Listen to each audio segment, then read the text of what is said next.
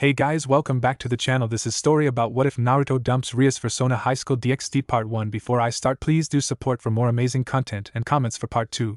Do consider to subscribe my channel and share my video to your friends and check out the description as well. Let's start the video. Swords clashed loudly as the ground itself shook under each ear-piercing metal clash. Sparks flew as two figures raced across a forest and trees were knocked over as the blades sliced through them like butter. The two figures clashing non-stop as the sun went down, and the moon rose with it, the forest quickly losing trees as they were tossed aside like nothing. Day turned into night. Night turned into day. Day turned into night once more. That night returned back to day. "I give up yet?" A male figure spoke as he pointed a thick sword, a two-handed broadsword that he wielded with only a single hand, while his other hand carried a shield that was covered in battle scars. His golden blonde hair was stained by dirt and blood, his blue eyes filled with life and energy, and 6 fresh scars on his face that took the shape of whisker marks. He wore a ripped brown cloak over a silver dragon-scale tunic, with green slacks and brown boots. The figure standing across from him wasn't human-looking. Completely skeleton in figure with glowing blue spheres in his skull for eyes, the remains of his clothing had been destroyed in the battle, with only black and golden armor existing on one of his shoulders at this point. A chipped and broken scythe existed in one of his hands, flowing with actual blood, something that it hadn't done ever. "You're a mere mortal with nothing special about you. You, who has no special powers, no special abilities, you dare intrude into the realm of the dead and challenge me, Hades?" The now named Hades spoke as he looked at the scratches on his body, and the broken bones that he had that would take a long time to heal up properly. Black power gathered around his bones as he launched an attack at the mortal who challenged him. He slashed a wave of power. The dead trees between them were sliced apart, and the human dared to do something unbelievable to the point of foolishness. He punched the energy slash, and changed its direction upwards with the punch, his knuckles now bleeding from his action. "Who cares about any of that? I just know that somewhere in your kingdom is the soul of somebody precious to me, and I'm getting him back." The man gripped his sword and charged towards the god of death itself, ready to fight with everything he had still. What fueled this human? What allowed this human to fight on par with a god for several days, when he was incapable of using magic, and had no special abilities to call his own? The two clashed even more. This human, he's not getting weaker either, and his eyes are filled with just as much life as when he first challenged me, a god. Hades was simply shocked that any human could challenge him so evenly. His own power was growing weaker the longer they fought, and it was soon going to become simply a war of stamina. A war that he wasn't sure he would win. Their war, a war of two people, had taken place over the entirety of the realm of the dead and was raising the attention of even the other gods who could feel their battle. The longer the fight went on, the longer it would take for him to repair his reputation with the other gods, as little as he cared for their thoughts. "My blood is boiling with the heat of the sun, why don't you have a taste of my special move?" the man shouted as he raised his sword up. Hades prepared himself. Nothing could have prepared him for when he simply used the reflection of the sword to blind him for a moment.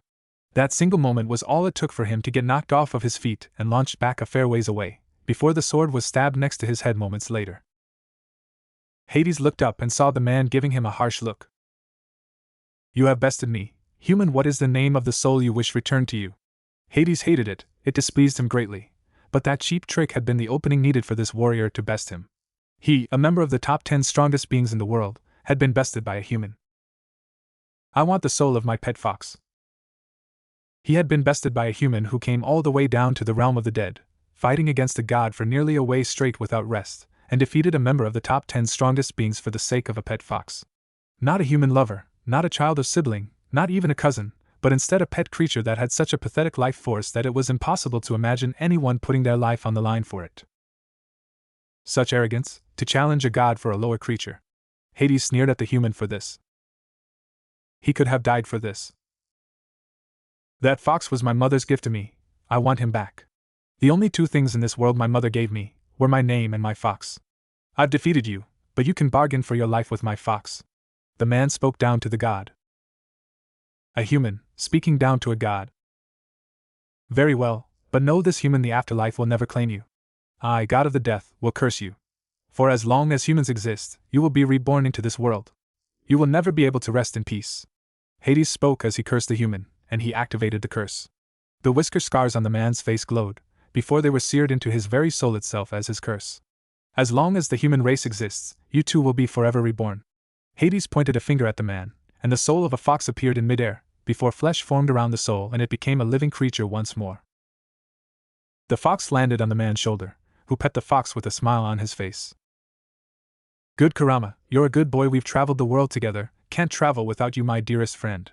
The man turned his back on Hades and started to walk away, his long journey over with. Now he could go back and travel the world once more, and see what else the world had to offer him. Hades stood up as the last of his armor fell off of his skeletal body. His eyes stared at the hero with scorn and disdain. Mortal, your name, what is the name of the man who has bested me? Hades asked curiously, since he, a member of the top 10 strongest in the world, should not be beaten by a human with no special powers to his name. His opponent had to be a member of some ancient race of humans, who were far superior to those of regular humans. That weapon you're using, what is it made of? Hades questioned as he also looked at the sword that had been able to compete with his scythe with only slight damage to it. The hero turned and looked at him. I am Naruto Uzumaki, born on the island of the rising sun and raised on the nation of kings. My weapon, it's just a sword made out of iron. The man named Naruto spoke as he lifted his sword up, before he turned around and kept walking away. Impossible. A regular human, using a regular sword, had bested him in combat. It wasn't a human from a special clan or sect, who was using magic or a special weapon, it was just a normal guy with a sword who had defeated him. Impossible, a human can't compete with me, not a normal human. What is your secret? What is your sword really made of? Answer me, Uzumaki Naruto. Hades shouted with raw rage dripping from every word. He, a god, should not accept such a loss as this, not when some magic had to be at work. This human cheated.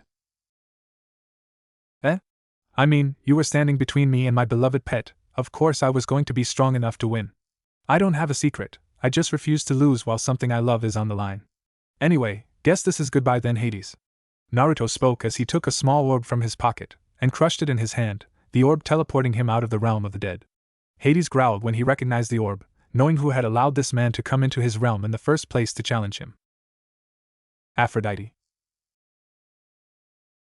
Years later. Venelana Bale. A small child, petite in figure with her body seeming to be at the starting stages of showing puberty. Her brown hair cut to be short, to her shoulders, and tied up into a bun at the back. She wore a scarlet red dress, and she bore 2 bat-like wings from her back that she used to fly around. Currently, one of those wings were injured as her red dress showed rips in it, a steaming wound on her arm that was still freshly bleeding. She was surrounded by a group of angels. By group, she meant she was surrounded by 2 angels and 3 humans wielding swords. She could easily take down the humans, but each of the angels had 4 pairs of wings come from their backs. Either one of them were too much for her right now, she was just a child. Devil, you've made a mistake trying to form a contract here, in the church's territory. The angel's voice was either angry or hateful, just stating a fact of what she had done that had ended up with her in this situation. She wasn't allowed to try and do what she wanted to do here, tempting humans to hell by forming contracts and taking their souls. She didn't like what she did either, but she had to do it.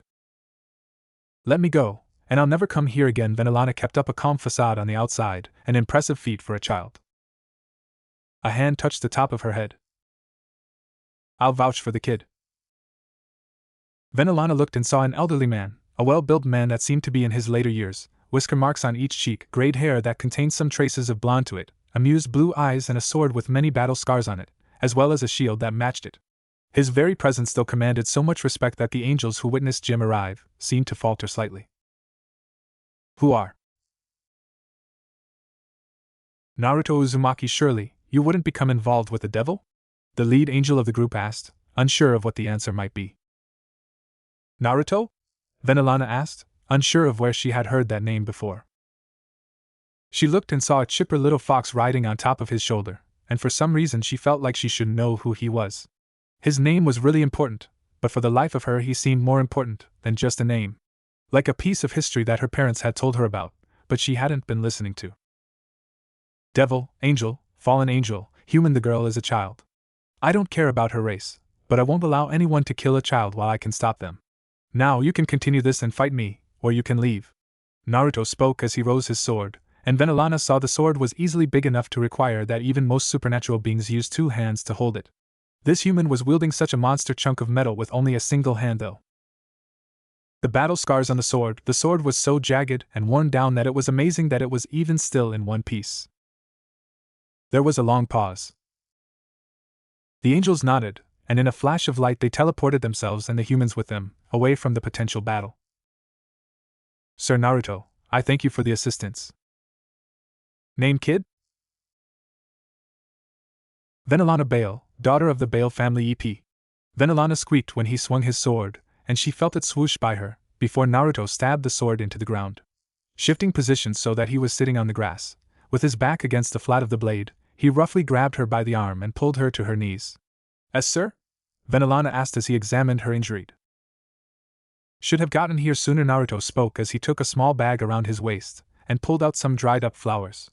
He shoved a handful in his mouth and started to chew them, turning them into mush in his mouth. Venelana was visibly disturbed when he spat the mess into his hand and started to rub it into her wounds. Light burns, you devils, so this yarrow will help ease the pain a little and support healing. Naruto rubbed the flower's wet remains into her wounds some more. She winced, but didn't fight back. She stayed with him until he finished treating her, before she thanked him and went on her way, leaving him behind to sit on the grass with a cool smile on his face. Why did his name ring a bell with her? Venelana stood calmly while surrounded. Her body fully grown, breasts larger than humanly normal, her hair down past her neck, and her body overall just the epitome of seduction, barely covered with any decency by her white dress. She calmly looked around as she stood on wood, the rocking wood of a large ship.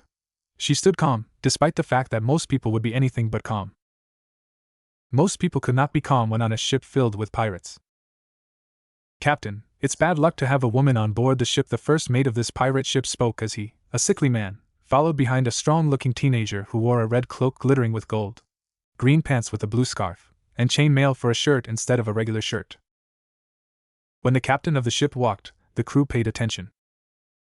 Blue eyes, blonde hair, peach skin, 3 whisker marks on each cheek, and a fox that follows him around. Yes, this is him. Venelana thought with a small smile growing on her face as she looked at the man that she recognized by legend and her own memory.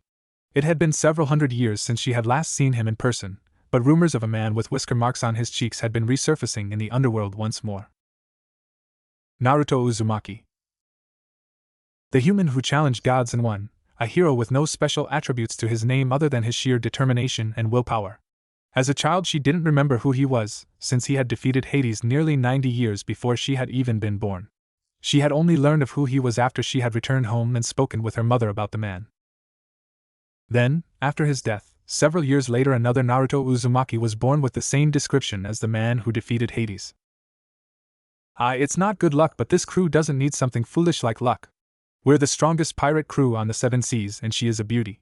Now men, you can't be so foolish as to deny the fact that having a lady to appreciate on board is a boon. Naruto shouted out to his crew as he gestured to Venelana's raw beauty. He grinned at her, before he became serious moments later and looked at her with curious eyes. Speaking of which, what is a woman doing on my ship? Naruto asked her directly. Venelana calmly smiled. I wished to see you, Naruto Uzumaki, the man who tamed the ocean and defeated not only Typhon, Charybdis, and Scylla but also killed the Kraken. I wish to hire your crew. Venelana spoke as she gestured to the battle trophies taken from each of his victories that were hanging from the side of his ship. Just like the original Naruto Uzumaki, who defeated Hades, this Naruto was also famous for his victories over the supernatural. A hero of the people. He was a pirate who traveled the world, stealing from other pirates and giving their stolen goods back to the people who they stolen from. A pirate who led a crew filled with the men who he saved from the sea, who had been left to die by the evil pirates who destroyed their ships. His name carried weight to it, and his soul felt exactly like the man who saved her as a child as well. He was the same, but different. Sir, no boy or woman is to be allowed among us. It's in the Pirates' Code. The Pirates' Code is law among us. BU laws are just guidelines. Woman, can you play an instrument? Naruto asked Venelana with a grin on his face. She blinked in surprise, but she nodded her head anyway. Anyway, the code states any boy or woman seduced may not board the ship. This woman is neither seduced nor boarding the ship disguised. That rule doesn't apply to her, and she's going to pay us with her musical skills and gold.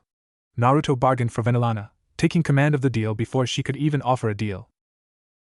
She was a little shocked. He didn't allow anyone to make decisions for him. He took all matters onto himself to decide what was for the best. He learned she could play an instrument? He decided that she would entertain the crew by playing for them, and he was still going to take her gold. Aye, sir. Now, woman, since this is the Sabbath day, the musicians are taking their break, so I expect you to be able to keep the men cheerful with your music. My men work hard for their booty, and I expect your booty to keep their spirits up.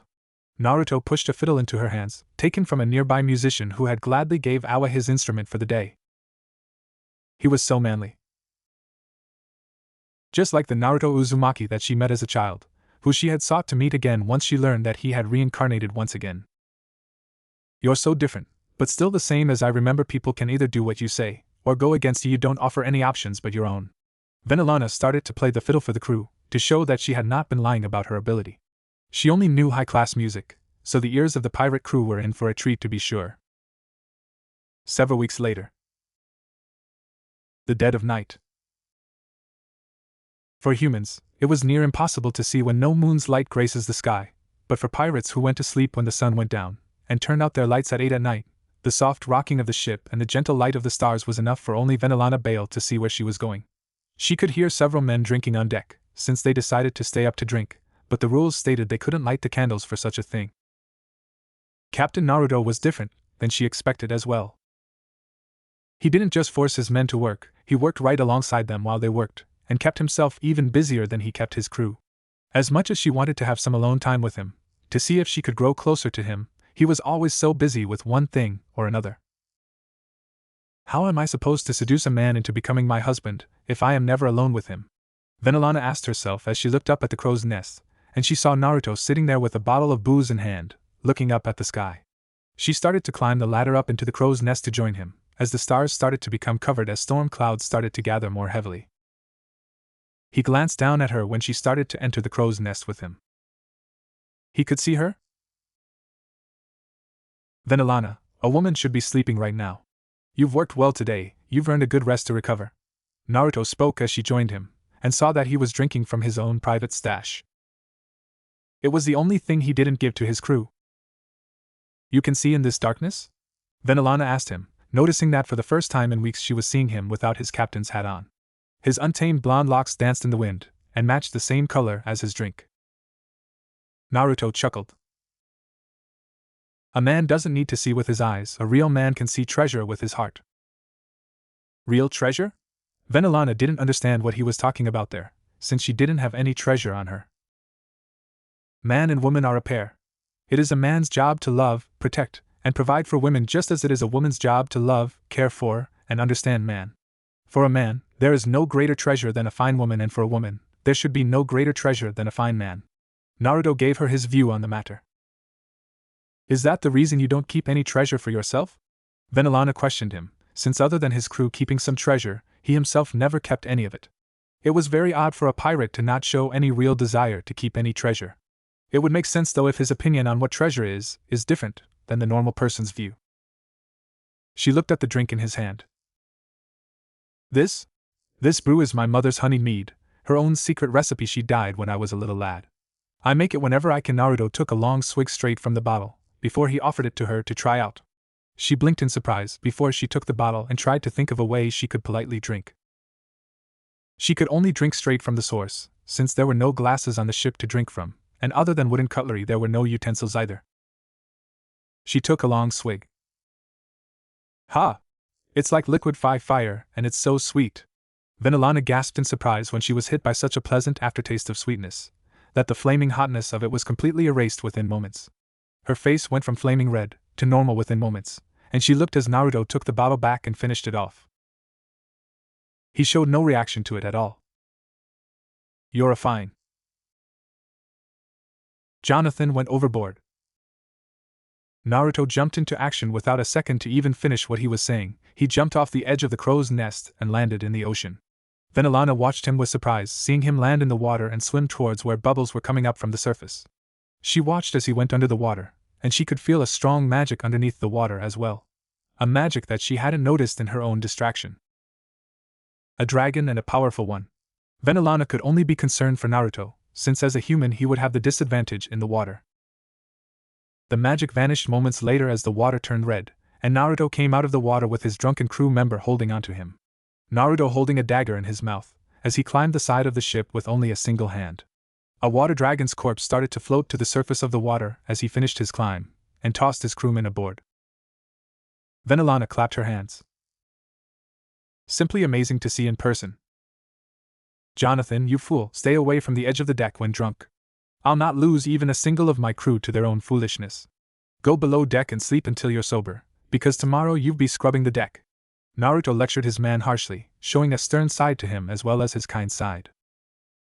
It was an amazing display of the type of captain he was. A man among men. She failed to secure Naruto as her husband. This time I will get him to take my hand. Venelana thought to herself as she sat in the stands of a stadium, watching as a man was stabbed to death by the horn of a vicious bull. She watched with impassive eyes as another matador had his life stolen away from him by the most vicious bull shown off. She didn't have long. Her parents were expecting her to marry the heir of the Gremory family soon, if she couldn't find a man on her own. She hadn't met the heir to the Gremory family yet, though she was sure he was a fine and kind man, but if it were at all possible, she would prefer if she could have a different husband at least for the time that he was alive. If she could be married to Naruto for at least 50 years, she would be happy with that. She would be happy to just have 50 years with him to call as her own, and after that, she would happily satisfy her parents and marry into the Gremory family. As the corpse of the previous matador was removed from the stadium, she saw him. He was young, a teenager who seemed to be only 17 years old at the most. Blue eyes, blonde hair, peach skin, and those whisker marks that were proof of his eternal curse. She could see he wore fine clothing, a golden weaved matador uniform in black and white, the golden parts being over his waist and on his shoulders. A black bandana tied around his forehead, as he held a wide red cloth in his right hand, and a rapier in his left hand, ready to show off his ability against the bull for the amusement of the crowd. If only these simple humans knew of his other feats, Venelana thought as she saw the bull charge at the young man. He dodged it by barely moving at all, allowing the bull's horn to come within an inch of his skin.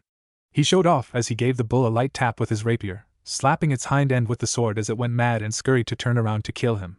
Naruto just grinned and held his red cloth in front of his waist. Come beast, come and meet with Naruto, the man who has slain beasts that put you to shame. Naruto spoke loud enough for the first row of the audience to hear him. Venelana felt herself grow slightly heated when she heard his silken voice. This Naruto had an air of sheer seductiveness to him. From his high-class, fine clothing, to the way that he kept his appearance completely show-worthy. He possessed the height of a high-class male's charm, but with that same rugged harshness of a real man as well. He stabbed his rapier into the ground as the bull ran at him. He grabbed the bull by the horn with one hand, and forced the bull to change directions with the force of a single arm. The bull ran in a circle, and Naruto repeated the same motion with a skip to his step. He dances with the beast. He considers even a beast below his power to be a dancing partner. This is a man who considers all life, even life he plans on ending, to be precious in its own way. Venelana clapped her hands at the show of respectful disrespect towards the bull. While Naruto toyed with the bull to those watching the dance take place, only Venelana could truly see his goal. He wanted to have fun with the bull, and he wanted the bull to get all the chances it could get to show off its speed and strength. This was his form of respecting the bull as a creature, allowing it to live long enough to show off how dangerous it was. I won't allow the flames of your life to end so quickly. You're a truly fine beast. Let's dance some more together, and connect our hearts as one, my friend. Naruto gave a loud shout to the audience, though he was talking to the bull he faced. He was expected to play up his part, so instead of keeping his thoughts private, he spoke them as a true professional in this field would. Naruto bowed to the bull as it came to a stop, and prepared itself for another charge. The bull changed, and Naruto used a single hand to stop the beast in its tracks completely by pushing his palm up against its forehead, between the horns. He started to take steps forward as the beast struggled against him, pushing it backwards unnaturally. The audience lost it completely, cheering him on with a thunderous applause as he showed his completely dominance over the beast he faced down. He showed more speed and power than the brave bull itself, a feat that to normal humans was something to behold. He pushed the bull to the sword in the ground, before Naruto put his cloth on the sword's handle and raised his now free hand up. He brought his hand down, and with a roar of pain, the bull lost the horn and ran away from Naruto for the moment. Naruto showed off the bull's horn, ripped from the bull itself, in his hand as he held it up like it was a dagger. You've killed every honorable warrior you have faced thus far. There would be no truer poetry but for you to die by your own horn. Your death shall be memorable, filled with the same honor I would grant to a human foe. Naruto spoke to the bull as it charged towards him. He charged towards the bull as well. The two collided, and the bull was knocked clear off of its hooves onto its back, with a horn lodged into its neck. It roared out and struggled as it died, much like the men it had killed, and Naruto simply went down and grabbed the horn, before he used it to slit the creature's throat with one smooth motion. Down goes the bull, a true hero he is. No, his real heroism comes from his respect for his enemy. He formed a bond with even the beasts he slays, so that he never forgets about them in his heart. He defeats them in a poetic way, to ensure that each and every kill he makes is unique and memorable. He doesn't want even the smallest of creatures to be forgotten. Vanillana had nearly been moved to tears. Each Naruto was different than the last, but the heart they shared was the same among them all. The inherent kindness for others he had was simply the opposite of her own nature, as a devil. It was no lie if she would say that this, more than his looks or reputation, was the biggest reason why she wanted to marry him. Several days later. So, what brings a lovely lady to my home at this hour? Vanillana was caught. She hadn't even noticed Naruto sitting nearby the front door of his house as he sat nearby a strawberry bush. She saw him. How he escaped her notice was simply amazing since she could see so clearly at night. She had wanted to pay him a midnight visit, in order to try and seduce him into making a bond with her. Naruto Uzumaki, I wish to speak with you about your exploits. I am writing a book on heroes, and would like you to be an entry in that book. Then, please sit, my love, for I always have a time for a lovely woman. Naruto spoke gently to her, and she shivered when he gave her eyes that to call them bedroom eyes would bring shame to them. The look his eyes gave her alone could send a shiver down her spine and moisten her lions. It was like he was having sex with his eyes. What inspires you to fight the way you do? Vanillana asked as she sat down before him, and she treated this as if she were actually interviewing him. She was writing a book of sorts, if you counted the diary that she kept of her days she got to spend with the different Narutos that she got to meet. Naruto considered her question. Love, you're asking a question I would love to answer. Naruto spoke to her, and she had to question something about this. Was it her, or did his voice feel like he was having sex with her ears too? His accent was very sensual. I don't have enemies, only brothers and sisters. The beasts I slay, they are my brethren. Humankind aren't too different. We seek affection, we seek to survive, we want to breed and become numerous. We are the same, we just do it different. As we humans are beasts, I will treat the beasts I face with the same respect I would show any human foe. Naruto spoke gently and fondly of the creatures he had killed. He smiled fondly, very fondly, as he recalled to himself the various different creatures. Including the Hydra you killed. You're very informed. I never told that story to anyone. That multi-headed foe was quite tough, but my love, my true challenge was when I fought and slayed Kurama. So you've come home. Naruto stopped what he was saying when a fox that Vanillana recognized as the forever companion of each Naruto. It wasn't ever a different fox. The fox that had been reborn by Hades had attained an eternal age, and the fox's loyalty to its master ensured that it would always find him when he was reborn. Wherever this fox appeared, a new Naruto would be born soon after. The fox looked at her, and with a tilt of its head, a spark of recognition appeared in its eyes. So, do you call every woman love, or am I special? I love all women, so all women are my love. Naruto spoke honestly to her once more, a trait that was common among all of the Narutos that she had met. Their honesty with their feelings and emotions, a trait that was less common among the more manly of men. Vanillana shivered again. He was a smooth man in this aspect. He was very different than the other Narutos that she had met before. The ancient warrior had been strict and kind, the pirate captain had been soft but harsh, and the matador Naruto that she was speaking with was seductive and romantic. She smiled to herself when she realized that even after hundreds of years, this was a man that she could keep learning things about. Hades' curse. He could never enter the afterlife, but his soul had to go somewhere, so eventually he would always be reborn. He had learned later on that you could tell where he would be reborn by following where the fox Kurama, who was connected to his soul, would go. Kurama would stay at the current Naruto's grave for hundreds of years if needed, and would only leave the grave when a new Naruto was going to be born. I see you're quite the womanizer then. Vanillana teased gently. She didn't mind this too much either. I would never lay a hand on a woman, or ever strike her down. A woman is a precious giver of life. When I need to do battle against a woman, I do not defeat her with my fists, I defeat her in a contest of wills and stamina.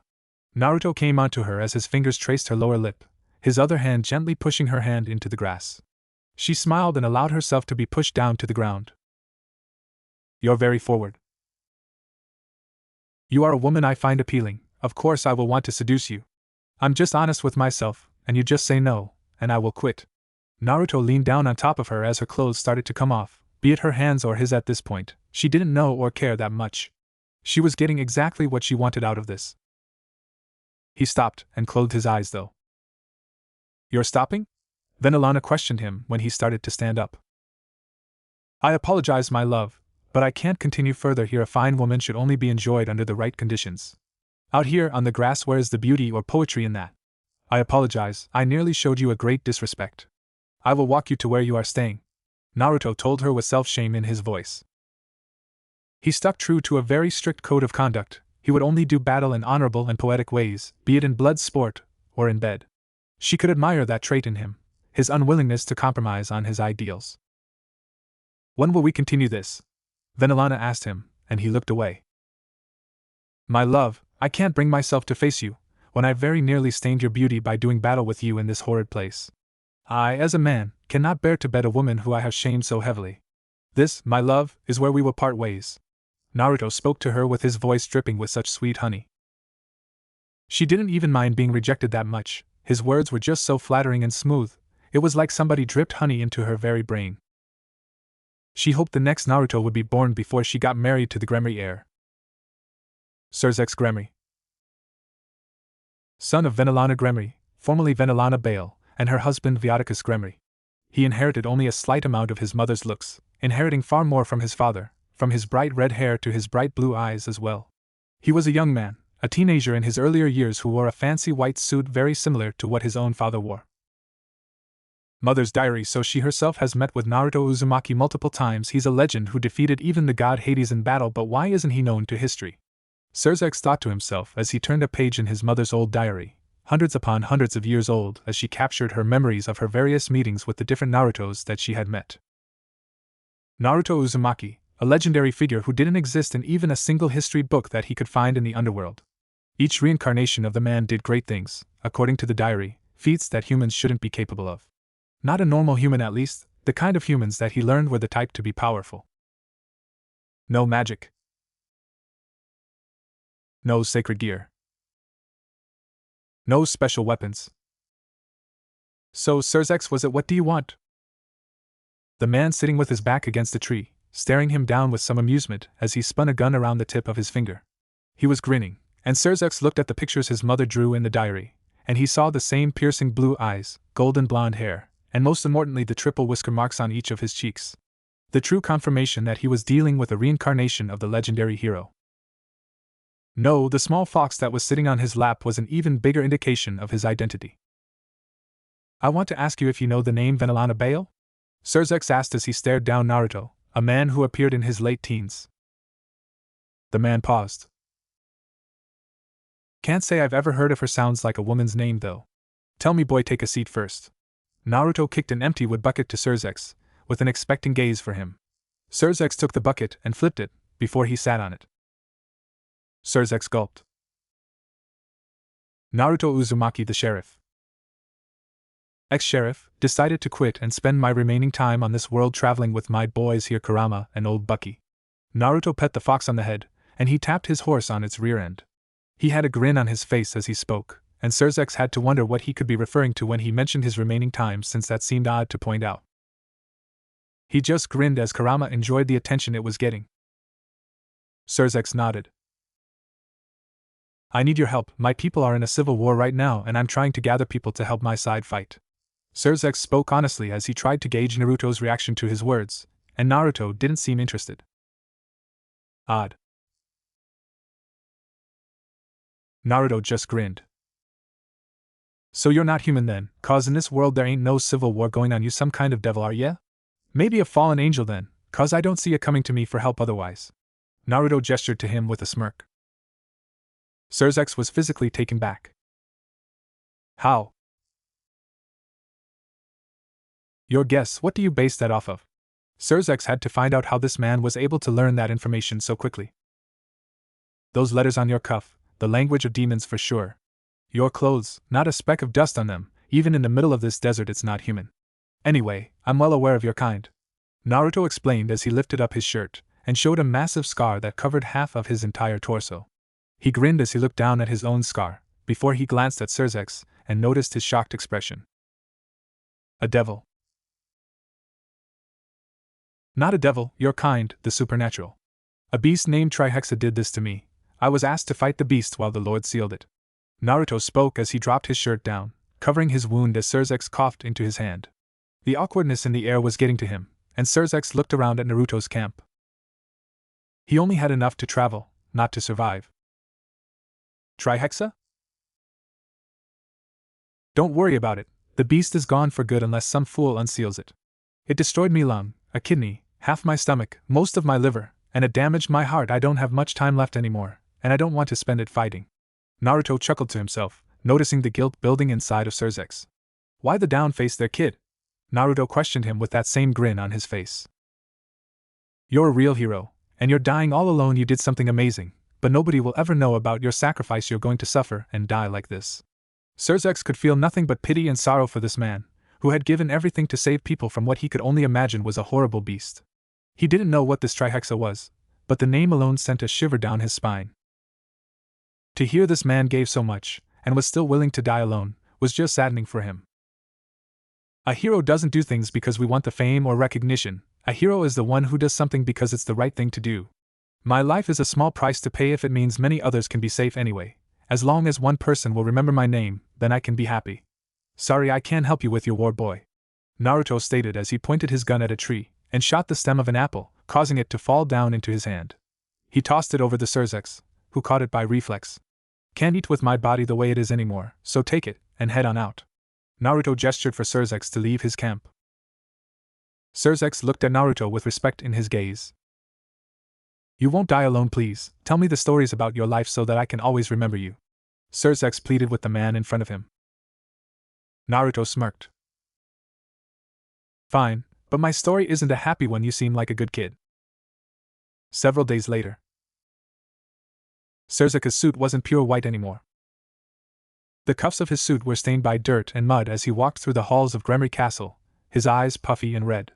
He hadn't bathed in days, nor had he had a decent meal in that amount of time either.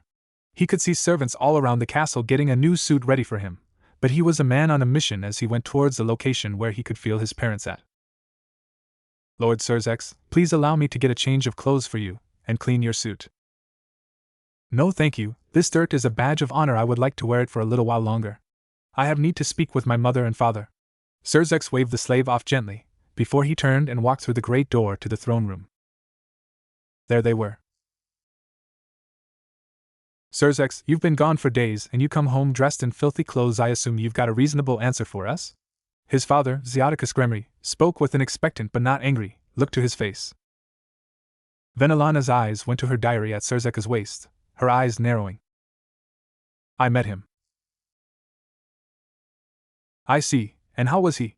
Venelana asked with a small smile forming on her face, when she realized why Surzex had been gone for so long. She should have known. While she could no longer seek out Naruto for herself now that she was a married woman, she couldn't stop her child from seeking out a hero. Xiaticus seemed confused. He was more than I was expecting. He was different but so very much the same as in your book. I'm ashamed I couldn't meet him sooner, and that I could only face him in his final moments.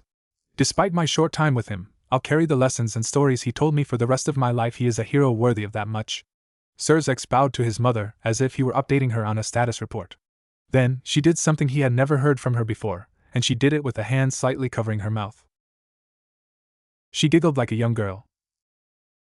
Venelana, who is this he? Xiaticus asked his wife with confusion.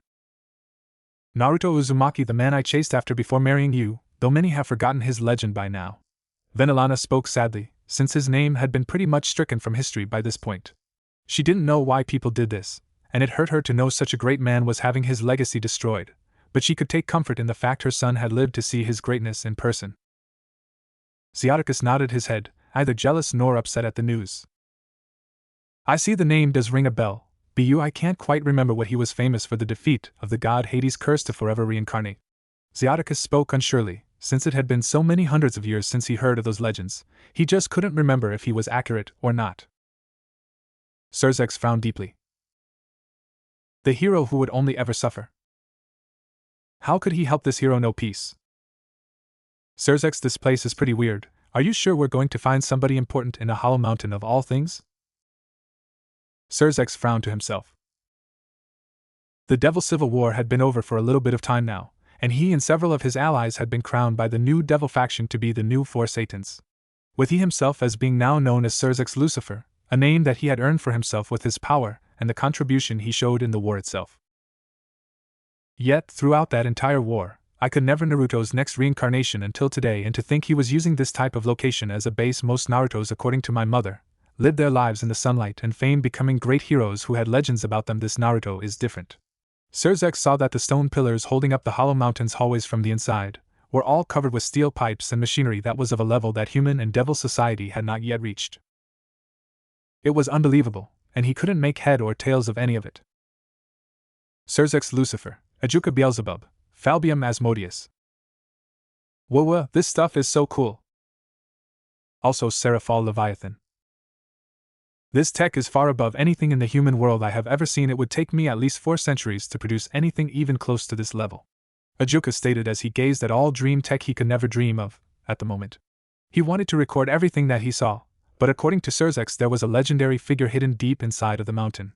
To think that this level of machinery exists, this tech isn't using coal or steam as a power source to produce power. Fascinating.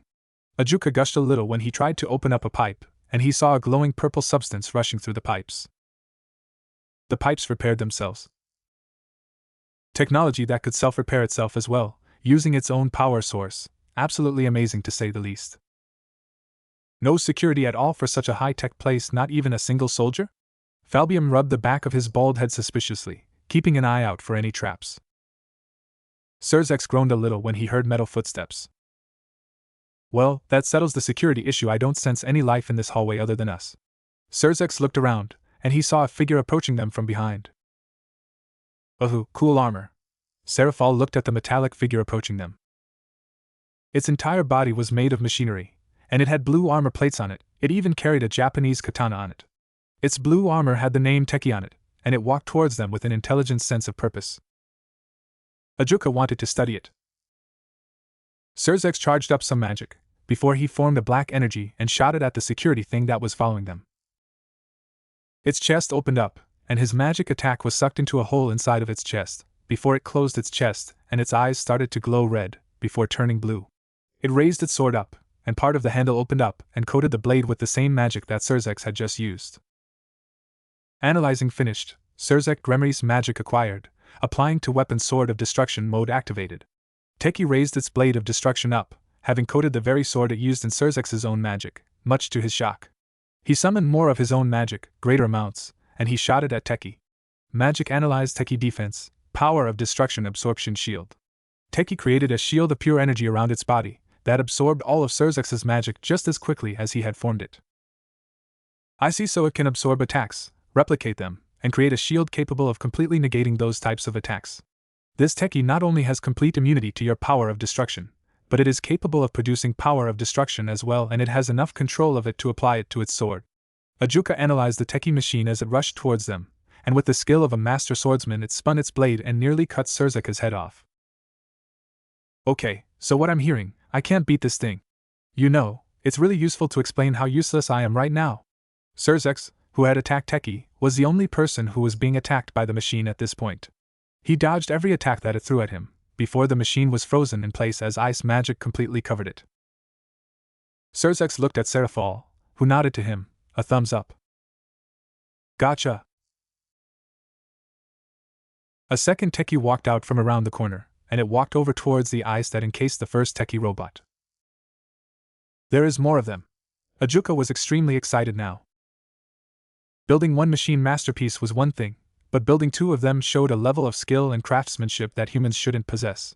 Teki number 2 opened its chest up and sucked the magic out of the ice vanishing and freeing Teki number 1 from its cold prison. That's not good for us, Surzex mentioned, as Falbium weighted their options in his head.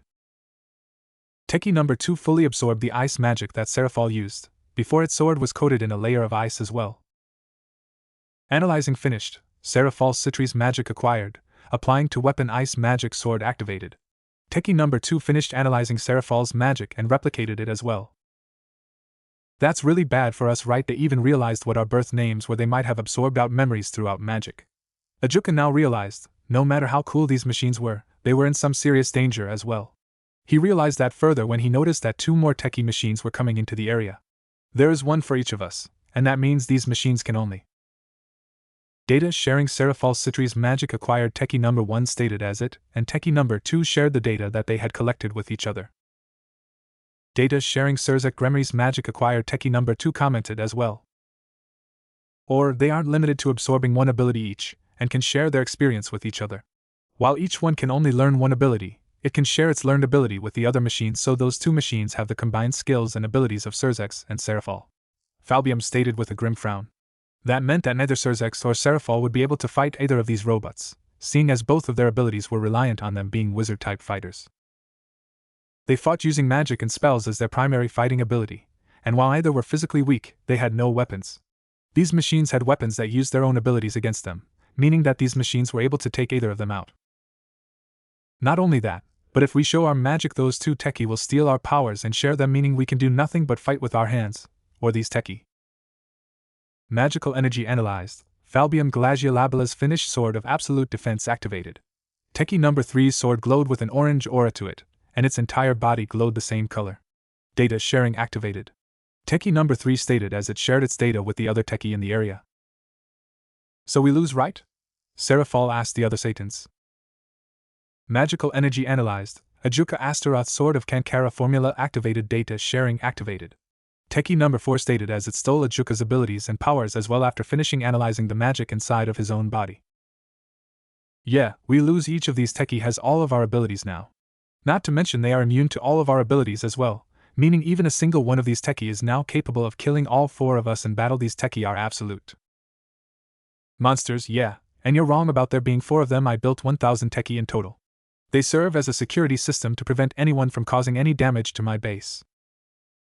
Surzeka's eyes widened when he saw familiar blonde hair and blue eyes, not to mention 3 whisker marks on each cheek.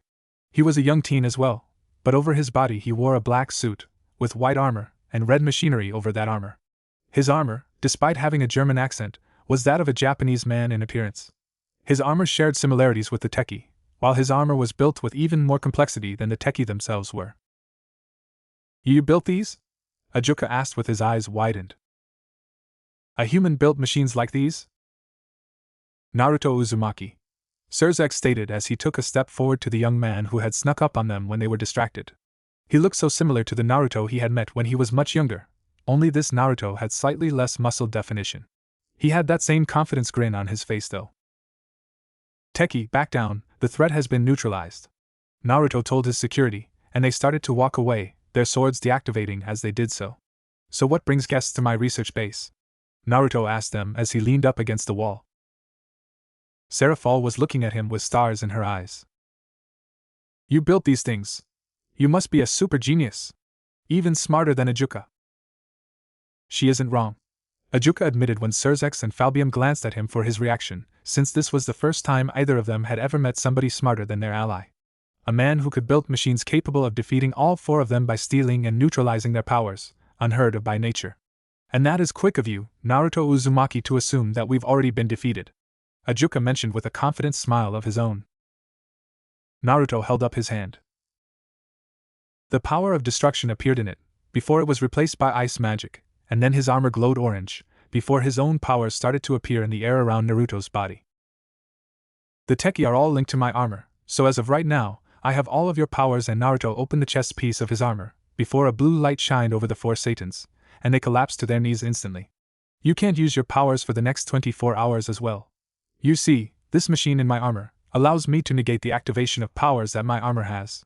Since my armor has all of your powers now, none of you can use your powers, so the threat you could have posed to my base is now completely nullified. You are no threat. Naruto explained the futility of them trying to appear tough or superior in any way to him. Ajuka looked at Naruto with sheer respect, and nothing more or less. I see, since you have ice magic you can negate all ice magic, not just Serafal's. Based on how you explained that. All of the skills we have, you can completely negate them in all people who use them, so the only opponents who can face you are those who have no powers. That armor of yours can completely defeat any and all supernatural beings.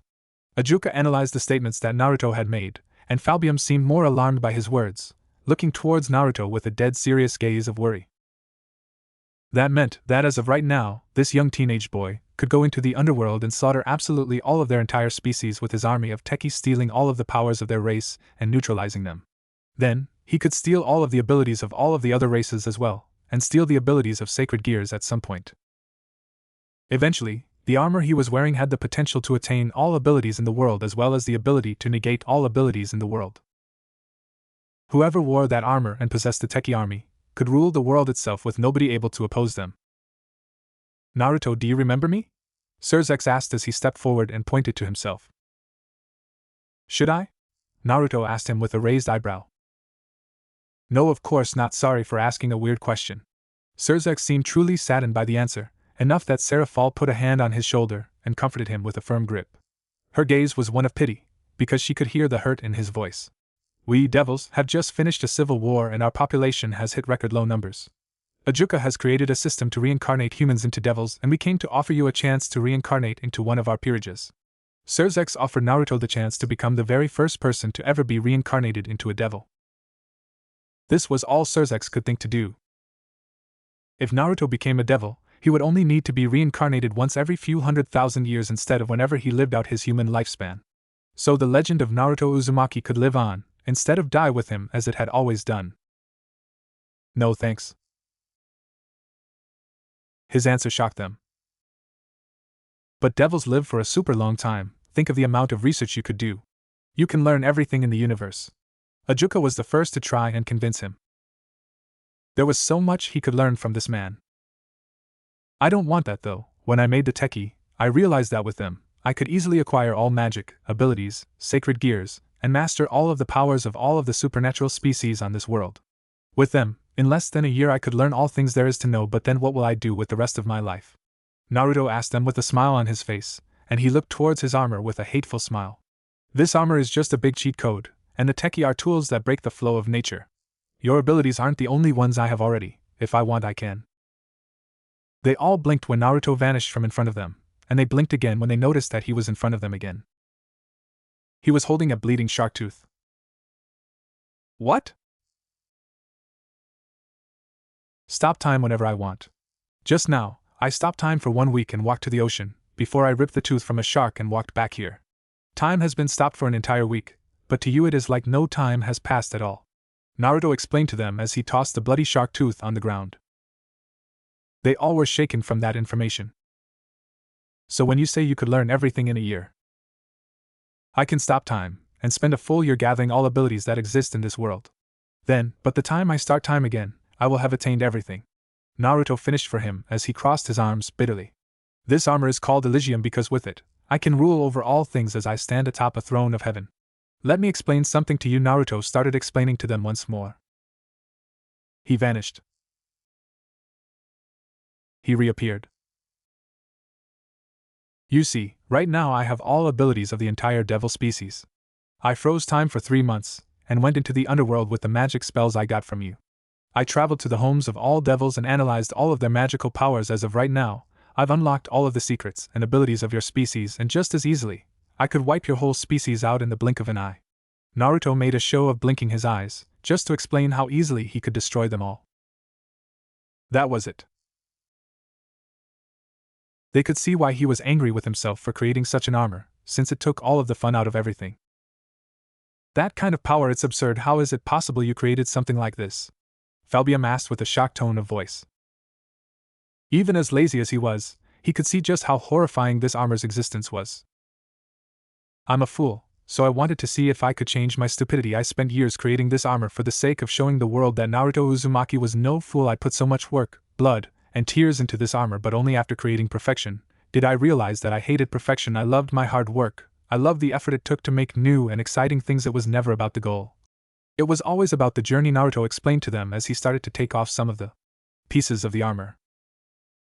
You're taking off such awesome power? Seraphol was just confused. I allowed you four to follow Kurama into my base, because I already had my machines analyze your brains and figured out that you were harmless. I've been alone with just Kurama for so long, I wanted to at least teach somebody this lesson. I'm going to erase all of the magic stored in this armor, and hide it away before I start anew. I want you four to teach others this lesson. Naruto explained as he started to walk away. Surzek smiled. Naruto had attained something that could allow him to rule over the entire world, but he chose to get rid of that power and focus on achieving a different dream. This was the same respectable man that he had come to know before. Ajuka! Ajuka lowered his head to the floor, much to the shock of Falbium and Seraphol, who had never seen the man bow so humbly before. Naruto Uzumaki, please allow me to become your student. There is so much I could learn from you. Then go learn it yourself, take your desire and turn it into a goal and then strive for that goal with everything you have but never take any shortcuts or cheat. When you cheat to reach the goal, it will be the most hollow victory of your life. The Teki will escort you out and give you back your ability to use magic. Naruto waved them off as he started to walk off again. They were silent. Surzek. Yes, Ajuka? Surzek asked the man, who stood up and looked him in the eye. I understand why you wanted us to find him. He had no special powers, abilities, and he was just a human, but that human, through sheer guts and determination, did something I would have thought impossible. Thanks to him, I'm inspired to work harder than ever to perfect the evil peace system. Ajuka nodded to his friend with respect. Falbium frowned slightly. He needed to make sure that nobody ever learned that this place existed, or that there would be a hidden armor that could allow a person to become a truly perfect being. We couldn't get him to join us in this life, but I'm sure eventually, he will reincarnate into a person that will want to join us, Surzek said with a gripped fist. One day he would free Naruto of the curse that was placed on him. Jian Uzumaki! Jian Uzumaki! Jian Uzumaki! Again, I'm simply amazed. Seraphol thought to herself as she remained in disguise, using transformation magic to make herself look male to those around her. Her long hair shortened to a medium-length wildness, her massive chest downsized as she wore the army uniform of the Chinese to allow her to fit in with everyone who was cheering. Hello, I'm from a different group and transferred in today. Why is everyone so happy to see this man? Seraphol whispered to the nearest soldier. Naruto Uzumaki, the legendary Jiang who has never allowed even a single warrior to fall in battle under his command. Despite being only 15, he took command of this unit, and he had led us into battle 100 times against the demons. Seraphol nodded her head as she saw the man riding a black horse with a flag behind the horse, wearing a black uniform with red wooden plates of armor. Just as with the last Naruto she met, this man had blonde hair, blue eyes, and 3 whisker marks on his cheeks as well. The handle of his sword was an odd light purple color though, and he was grinning as he rode towards his tent. He strikes an imposing figure, and he doesn't seem to remember his last life this time either. According to Surzek and Surzek's mother, his reincarnations always bear the same name, no matter what region he is reborn in, and there is Kurama. Seraphol looked and saw a small orange fox that was sitting on the butt of the horse, sleeping behind Naruto with a comfortable expression. The Chinese's special anti-demon unit, unknown to the public, who fight the supernatural behind the scenes with their use of anti-monster weapons. She was sent this time, because she was the best at controlling her magic and keeping her power hidden to a level humans couldn't detect her. Not to mention her mastery over sleep magic was the best out of all of the Satans, allowing her to safely enter enemy territory without risk of being discovered. This Naruto was different. While all other Narutos killed supernatural creatures, they did so in defense of other humans. This Naruto was a part of a military fighting force, meaning he killed them as part of a job. Among the 4 Satans, she was also the best at dealing with political matters, which was why she dealt with dealings with other factions. I smell a woman among the men, Naruto spoke as he sniffed the air from his horse, right as he passed by Seraphol. She blinked. How?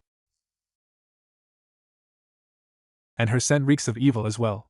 Men, be on the lookout for a possible devil woman among us. If you even so much as get a hint of their location, report to my tent instantly. You, new soldier, the Emperor informed me you would be arriving today. Naruto pointed towards Seraphol, who hid the surprised look on her face. She gave a Chinese salute to the man and bowed to him. Follow me to my tent, we have much to talk about. Naruto stated to her as he got off of his horse and walked into his tent. Seraphol's eyes widened. She didn't have much choice other than to follow after Naruto though, while the men in the squad all started to disperse and take care of their other duties. She walked into the tent, and she didn't see Naruto at first. She felt him. She felt a swift attack hit her in the middle of her ribs, and her transformation dropped instantly, before she saw a flash of fists that hit both of her shoulders. She was forcefully turned around, when Naruto grabbed her wrist, and jammed his fingers into the side of her neck. She collapsed onto her knees. He knew Seraphol was unable to speak as she held her neck with her hands. Time to teleport out, since she had been discovered. Based on your smell, I figured you were a female devil. I've attacked points on your body that will paralyze your ability to use magic. Right now, your body is incapable of using magic. Now Naruto pushed his foot into her back, and forced her down onto her hands and knees. He already had his sword drawn, and pointed at her neck, the top of his blade lightly touching the base of her spine. Your eyes lack killing intent, so you haven't to cause trouble. Speak now, and explain your situation. Your answer will change your fate. Naruto explained to her, taking absolute authority over her fate. She couldn't use magic. He had her in a vulnerable position with her body now situated in a spot where it would be impossible for her to resist without endangering her life. I sent on behalf of the underworld to speak with you about your future. I have no intention of causing trouble.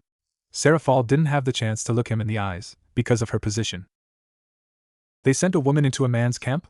Your race doesn't seem to know how to show respect. I don't have any wish to slay a woman, devil or not, so tell me the truth this time, or your gender won't protect you. Naruto demanded of her harshly, his patience with her drawing thin. I am Seraphol Leviathan, and we of the underworld wish to extend an invitation to you, Naruto Uzumaki, to live among us. Seraphol spoke with her eyes closing, before she opened them when the tip of his sword was removed from her neck. She was able to return and look him in the eyes. Your offer is genuine, but my question is why? Naruto asked her as he pulled her back into a standing position, allowing her to turn on her own. He glanced into her eyes and searched them, so she kept her eyes open to see if he could see her real intentions. Seraphol puffed her chest out with pride. We devils have formed a treaty with heaven and the fallen angels. We are going to divide the territories where there exists any form of Christianity.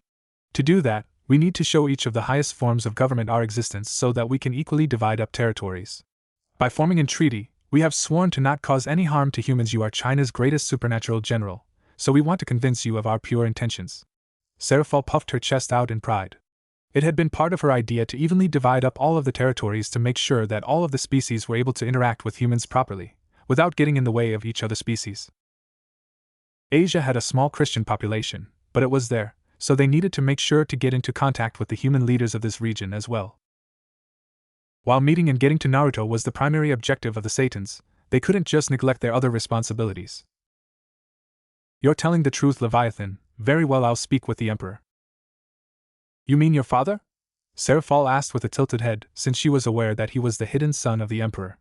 The son of the man and one of his concubines, hidden from the public since he was not going to be allowed to inherit the throne. Naruto glanced at her with a raised eyebrow. You're an interesting woman. I assume that my lodgings in the underworld will be taken care of? Naruto questioned her, since if she knew that information, the likelihood of his father allowing him to leave increased to 100%, since he didn't want their relationship to ever become public. His father had assigned him to this squad in order to get him killed. He had become a general, not because of the fact he was the Emperor's son, but instead because of his love of his nation refused to allow him to betray it by doing a bad job. He had no respect for his father personally, but he didn't have a desire to allow innocents to die because of his own resentment either. If this woman made it known to his father that she was aware of their relationship, then his father would send him to the underworld with the orders to not come back. Banishment from his nation. Several of the Satans want to let you stay with them, and the Gremry family extend a welcome into their home. I'll stay with you then, Satan Leviathan, seeing as you extended the hand of invitation to me. Naruto grinned at her. She nodded her head with bright eyes. Surzex would be so jealous. Years later. Okay, so maybe years ago her statement was a little incorrect. Turns out that it wasn't Surzex who was going to be jealous of her. At first, it was indeed Surzex jealous that Naruto chose to stay with her. As time went on though, a different person became jealous of her when something happened. Marriage. Mama, why did Papa die? Her daughter, Shui Citri, was standing next to her holding her hand as she looked at the statue of her father that stood proudly in the castle courtyard. Her daughter inherited her looks, but she had her father's skin and 2 whisker marks on each of her cheeks. She had long straight hair like her, and she had very large breasts despite her father's short height. She wore Chinese robes that her father had gave her, and despite the fact that she was 54 in human years, she was still a very young devil. He wanted to die human, he didn't want to become a devil, and I will respect his wishes even now. To him, he was born human, lived as human, and he wanted to let the circle come to an end with him being human. Seraphal spoke with tears in her eyes, snot dripping from her nose. The memorial service had already been over and done with only Ajuka, Surzex, Venelana and her husband showing up. Naruto's existence was still a secret from the rest of the underworld, and they still couldn't figure out who was keeping him a secret. Somebody was making sure to erase all records of him. Even rumors of her being married to him were changed to make it seem like she had been married to a fellow devil and not a human. When Papa comes back, he won't be my Papa anymore. Shui Citri spoke with a small smile growing on her face. Right, her daughter had an unhealthy attachment to her father, wanting to marry him all the way to the current day. She never grew out of that phase, to the point she had tried to seduce her father several times behind her back. It's disgusting for a woman to be attracted to her family, Shui. Seraphal lectured her daughter. She sneezed instantly. Why did she feel like she was going to regret those words later? Surzex Lucifer. Michael. Azazel. It was a rare event for the big leaders of the devils, angels, and fallen angels to be meeting up with each other.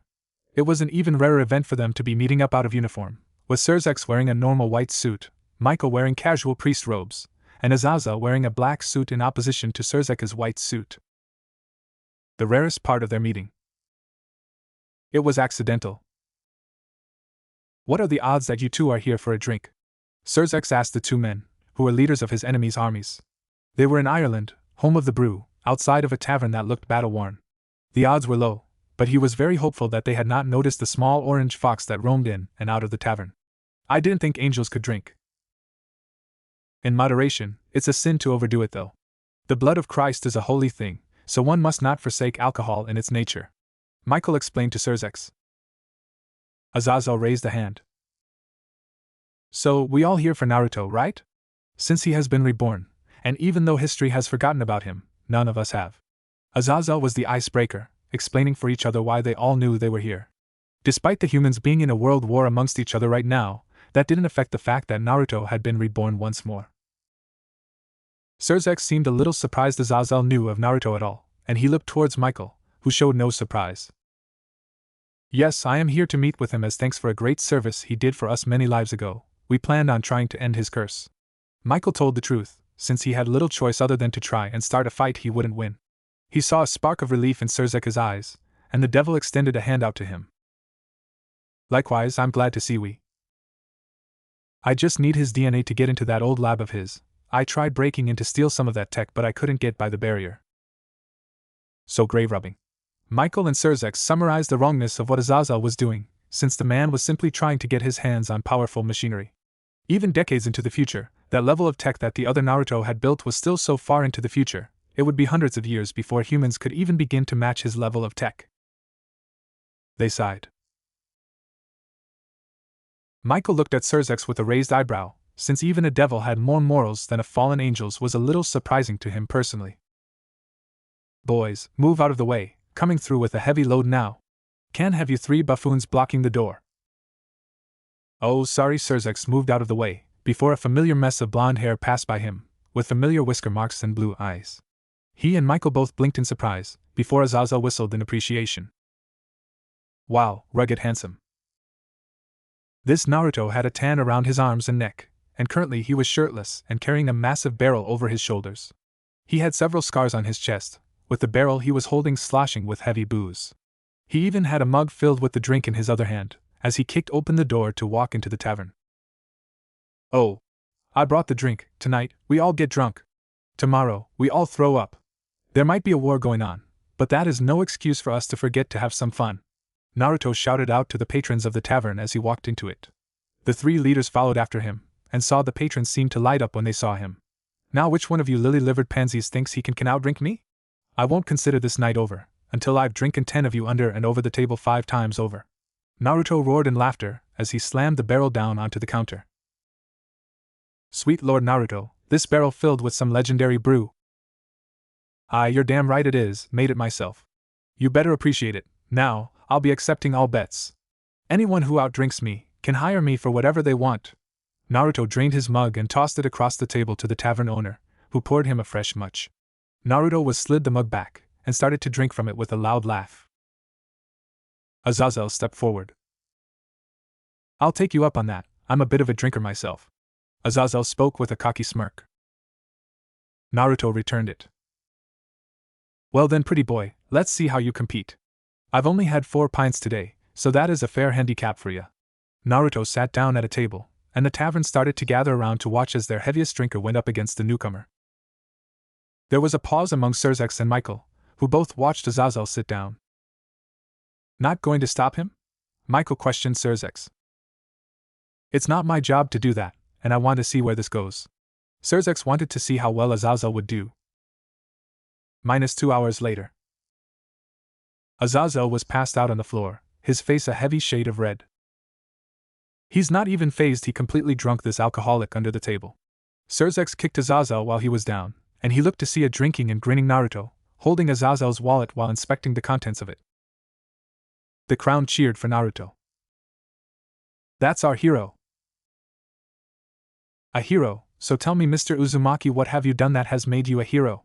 Michael sat down at the table, not where Azazel had been sitting, and decided to strike up a conversation with Naruto. They don't know about how he killed an entire invading Nazi force who nearly destroyed our village with tanks and guns, using only a knife and a stick. These men are ignorant to how he swam upstream, carrying a boulder on his back to fix the destroyed dam. They're unaware of how our hero went out to sea on a boat, and brought back enough fish to feed the village for 2 weeks. He didn't even charge us for the fish, he just gave it to us. I see, that is an impressive hero resume, you've certainly earned that title. Michael spoke gently, while Surzex sat down. Surzex was smiling now that he was able to hear some more about the current Naruto. Naruto slid his own drink across the table to Surzex, and beckoned for another drink to be brought to him. Surzex drank politely. So. Naruto stopped him with a finger, before he started to drink from his new mug, and both the supernatural leaders were expected to be silent while he was drinking. Naruto slammed his mug down with a mighty sigh of enjoyment, before he looked at the two. Well, it's not like I'm trying to be a hero or anything. When the Germans came to invade, I had to do what I did or others would die. When the dam burst, the hole was in the middle of it. The only way to plug the hole was to swim the boulder to the middle. I can't sit back and let my village starve, so I bought a boat to go and get the food needed to keep it from happening.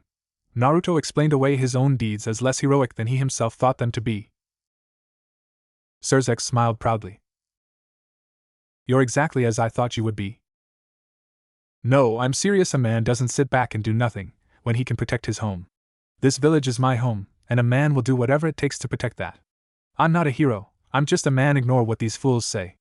Naruto waved off the booze, since the tavern patrons all disagreed with his statements of his own heroism. A hero and a man, they don't have to be exclusive to each other. The path you've chosen for yourself, how you define yourself as a man, is very similar to how many define heroes. Michael argued very lightly with Naruto. Naruto glanced at him with a shrug. Then I'm a hero to you, but to me I'm just Naruto. So, what brings you gents here? It can't just be to hear my stories.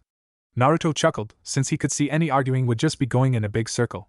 He never hated the term hero, he just didn't believe it applied to him. I would like to offer you a position.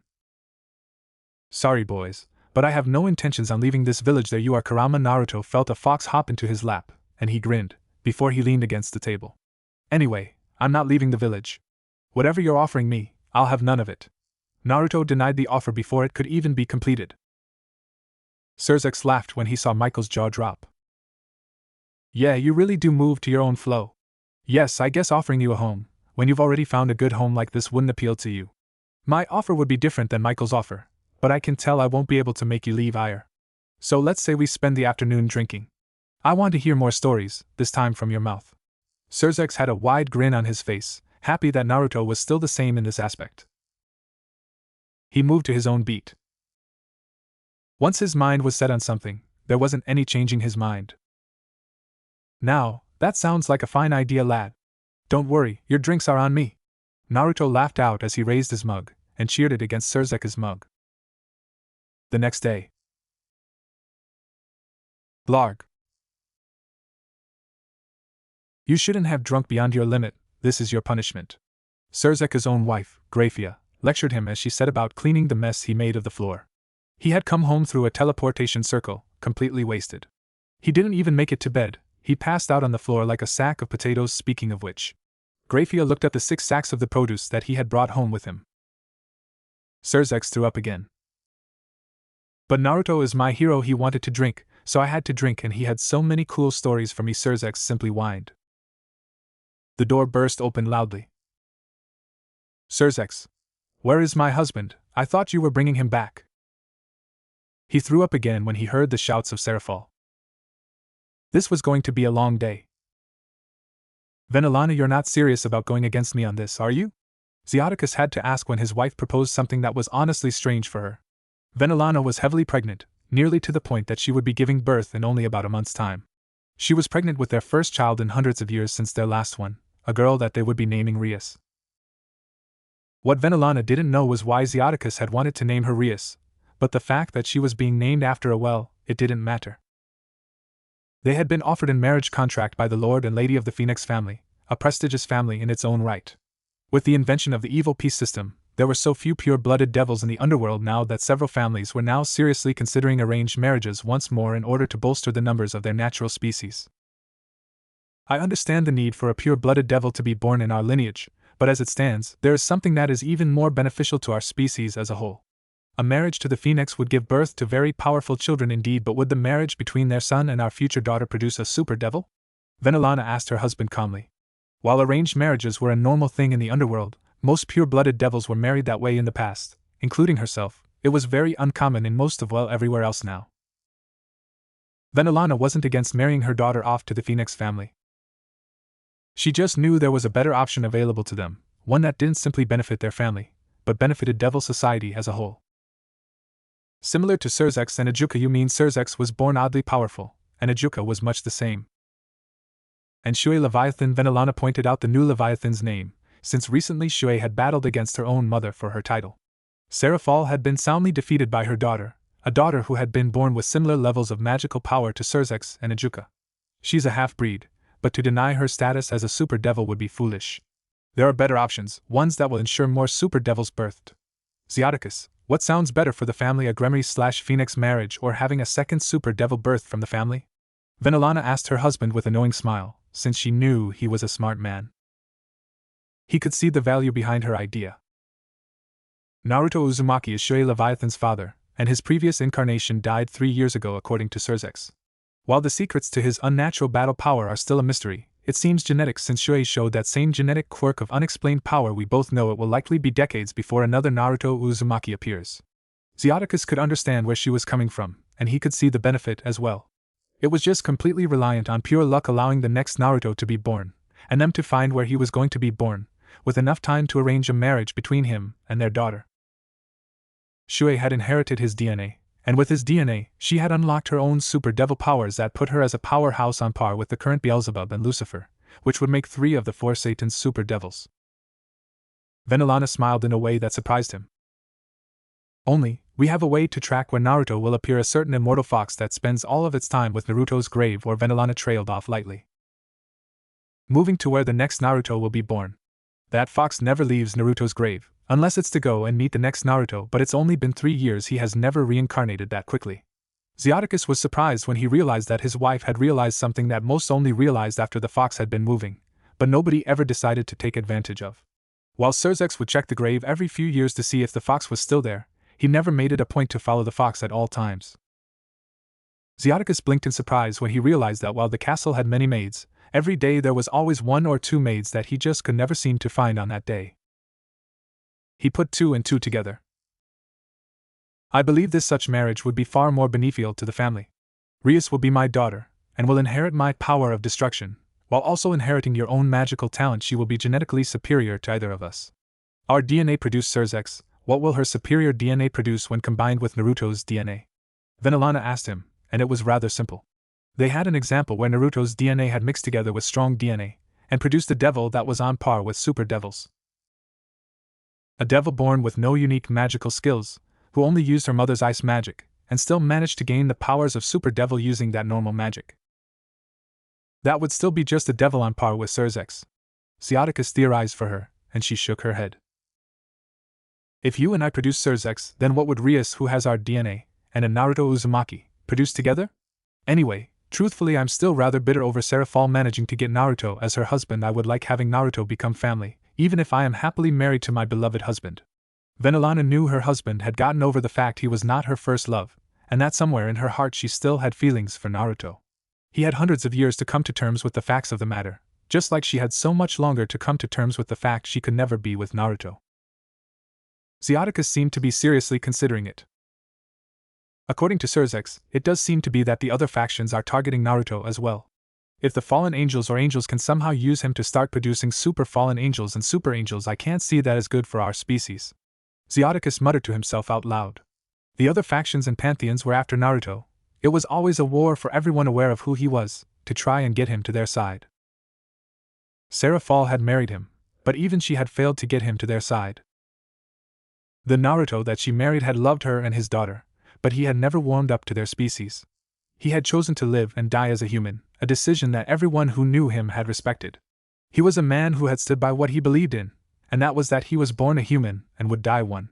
Nobody, not even his daughter, had faulted him for dying the way he wanted to die. Naruto might have lived in the underworld, but he was still on the side of humans as a whole. I can't be with him, but if we can get him on our side we can finally truly end his curse. With his curse ended, maybe those of us who knew him can finally come forth and tell the truth about his legacy, and he can get the credit he deserves as a hero. Vanillana imagined how that would go. With Naruto no longer dying and being reborn, whoever it was that kept erasing the records of him in the history books, and silencing those who knew his legends by memory, would be unable to act against the still living Naruto. Yes, she supported the reasons that she gave her husband, because they were good for her race. That mentioned, she had been on a mission for hundreds of years now, many hundreds of years, to try and fix the wrongs that had been done. She had been forced to give up on her ability to go and find Naruto, so she entrusted the duty to her son, who took to it with enthusiasm. Now he was too busy with his duties to take on the mission to end Naruto's curse. Now, she was passing the duty down to the next best person she knew she could trust. Who better to take on the mission than her own daughter? It will be unfortunate that we will be turning down the Phoenix family.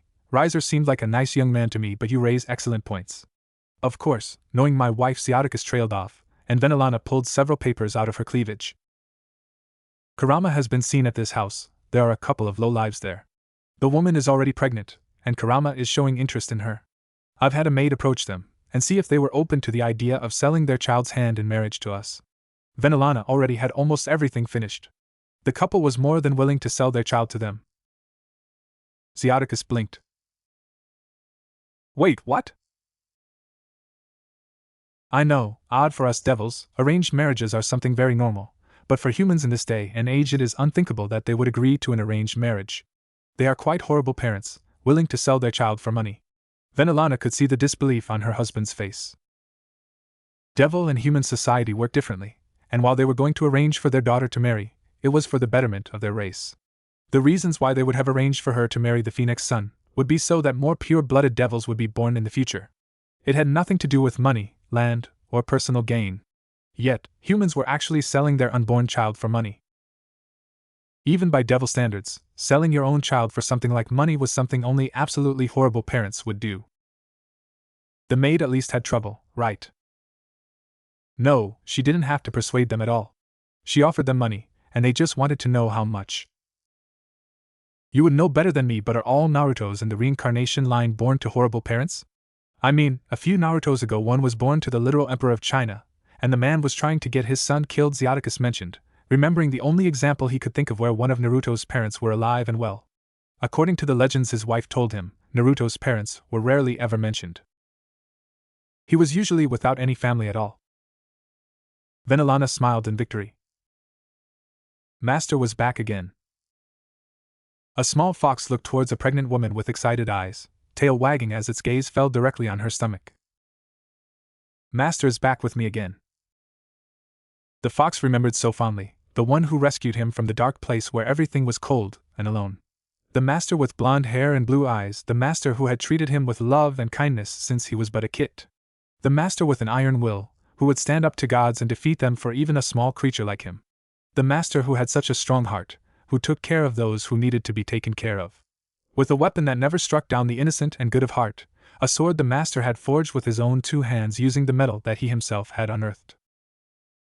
Master had died though, leaving him alone. Yet he didn't die like Master. For a long, long time he waited where Master died and was buried, waiting for Master to come back like Master always would. A long time passed, and Master didn't show up.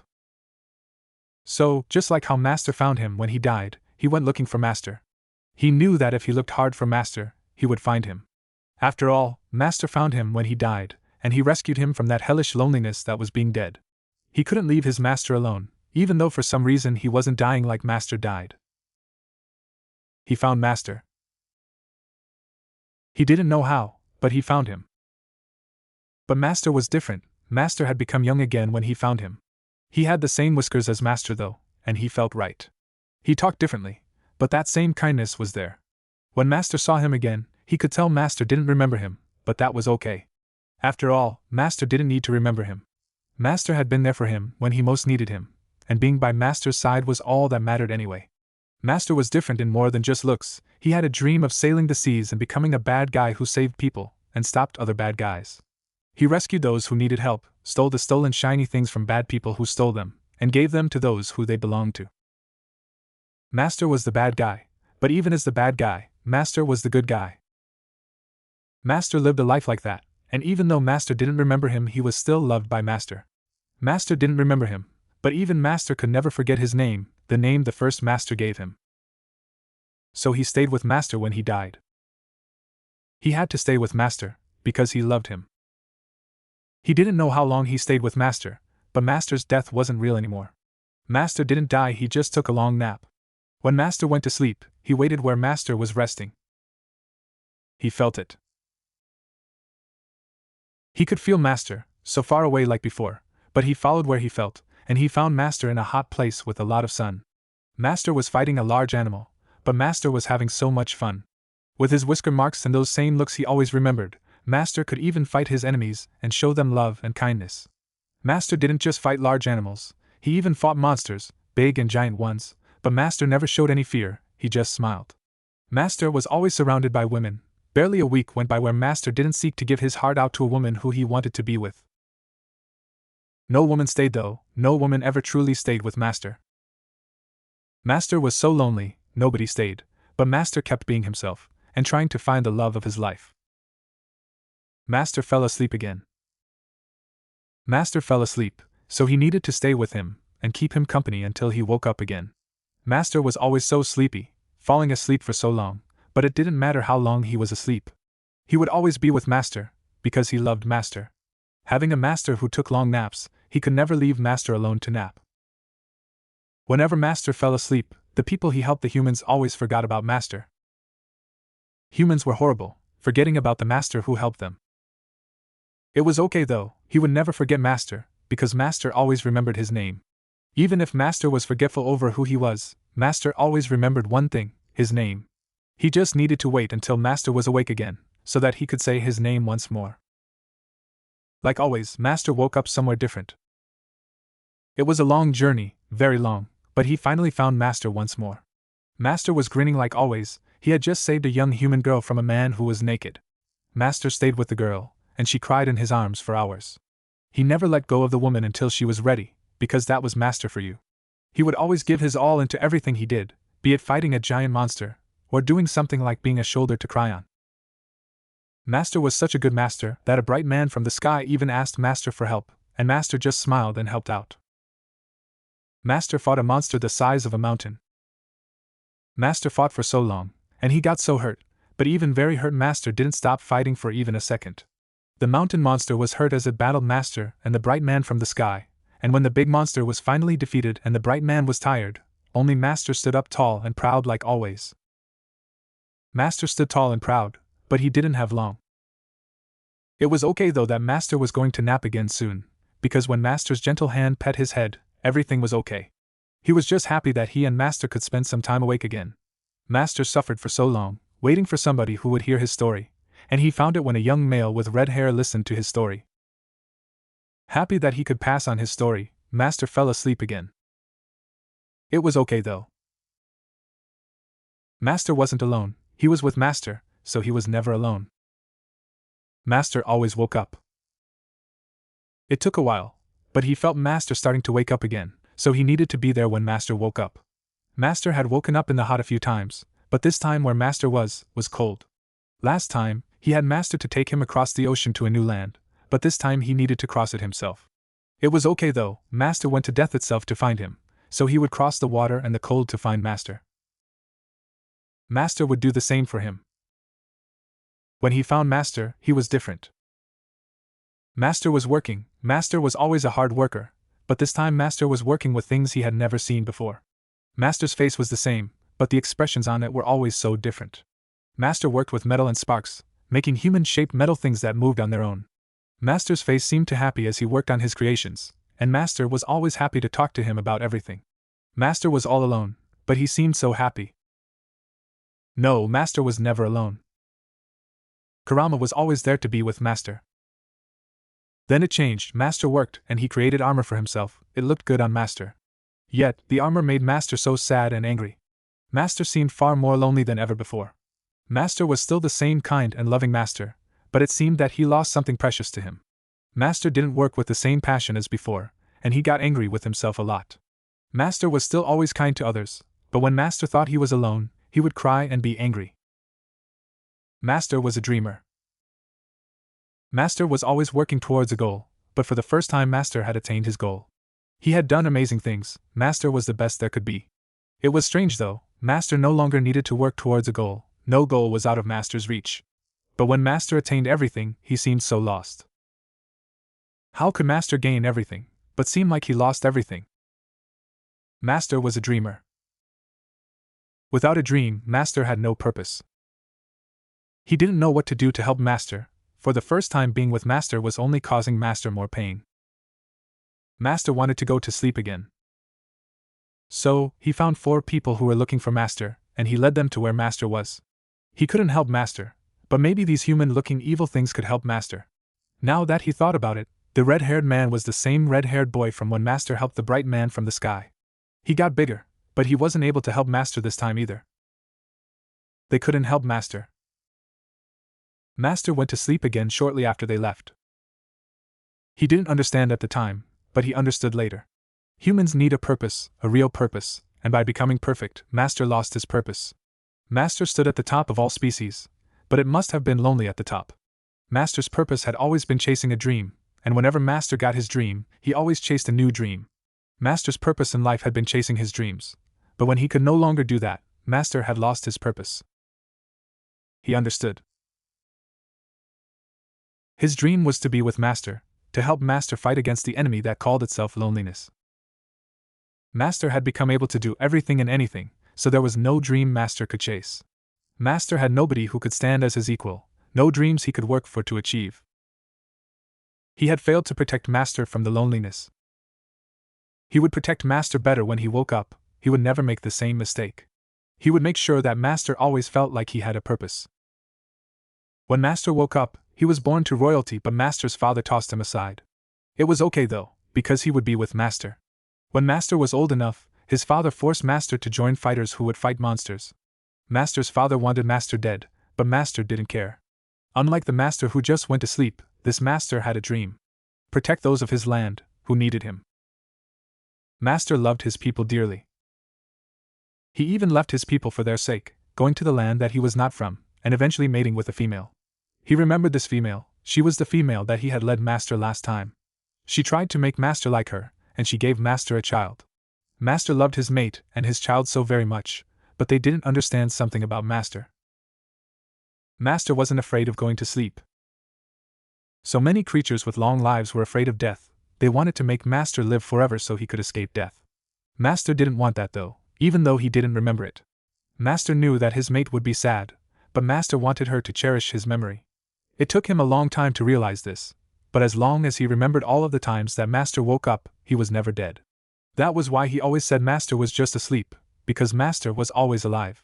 He would always remember Master. It didn't matter if everyone forgot, because Kurama would always remember. Eventually, Master woke up again. It was hard to get out of the land of not humans, but eventually he did and returned to Master again. Master was strong and brave, protecting everyone around him like always. This Master was so similar to how he remembered Master a long time ago, though Master drank the funny water that made everything dizzy a lot.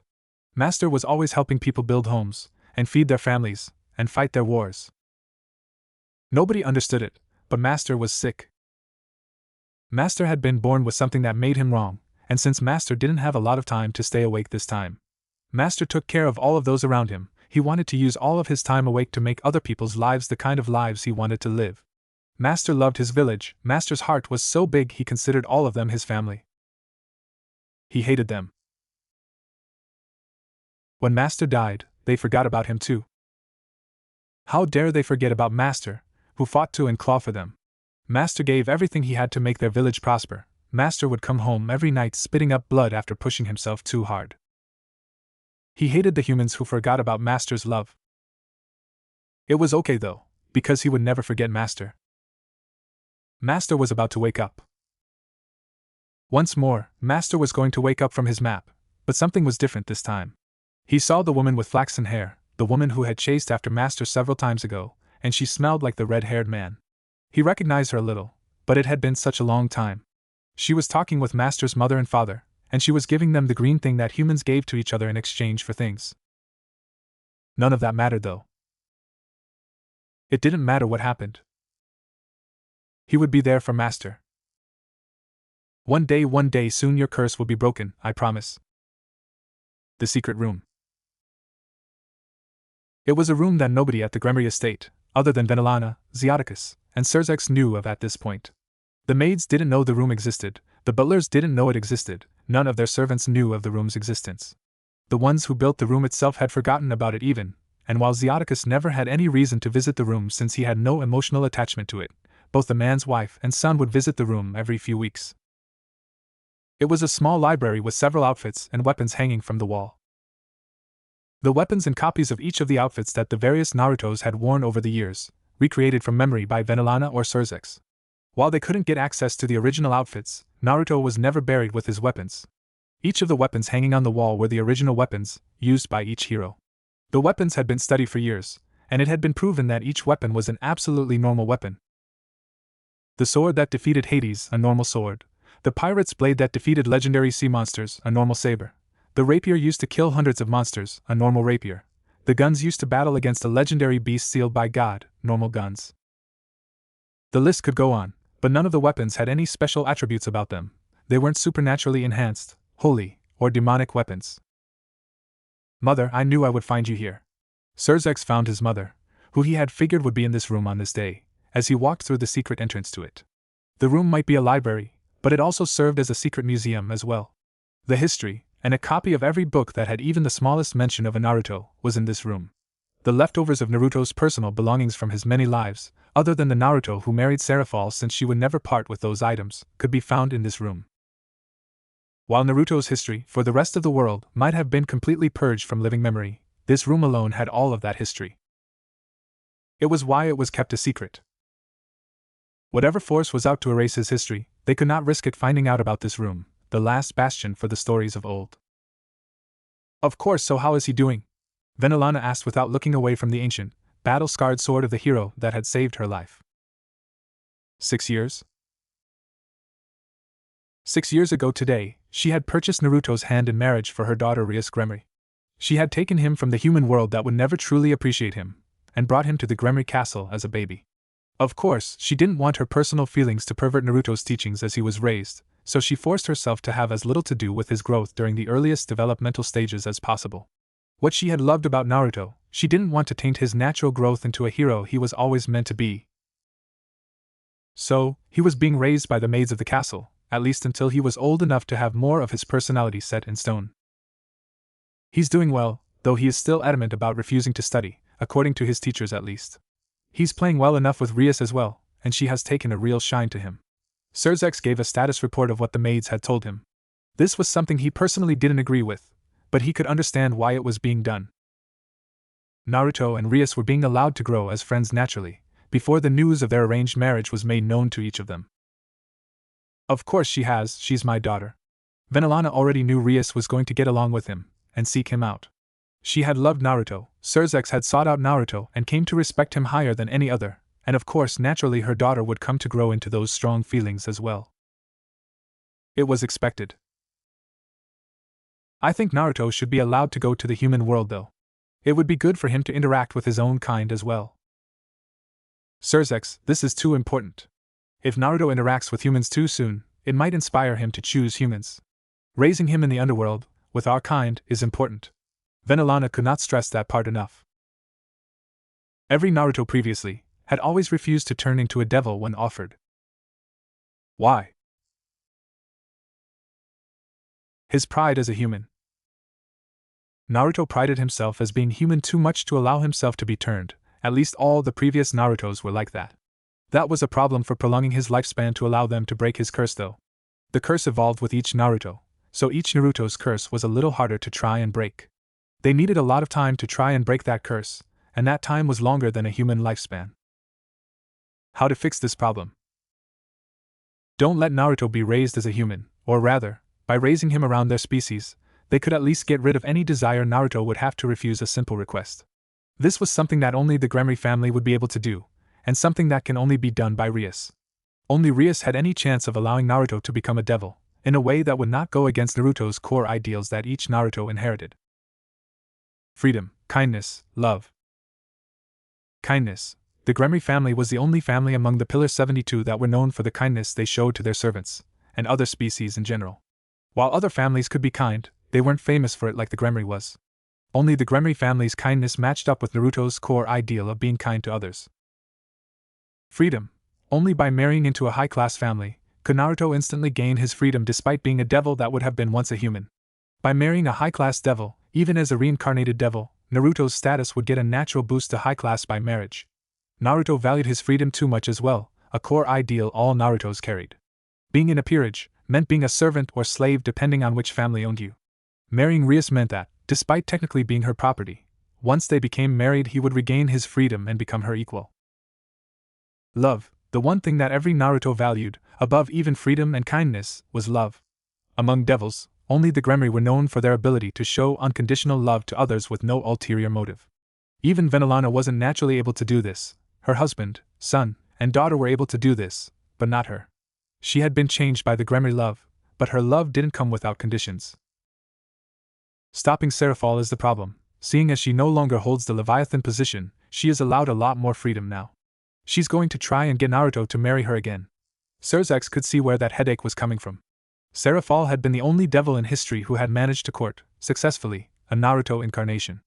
All others had failed, because they had lacked several of the qualities needed, and even Seraphol failed to turn Naruto. It was through Seraphol, though, that they figured out the conditions where Naruto might agree to be turned. 1. Naruto must not be raised with human pride. 2. Naruto will only marry somebody who has great kindness. 3. Naruto will only marry somebody with great love in their heart. 4. Naruto will not surrender his freedom easily. Naruto must be able to remain free. 5. Naruto will not allow anyone to control his fate. Naruto must be turned by somebody who will not seek to control his future.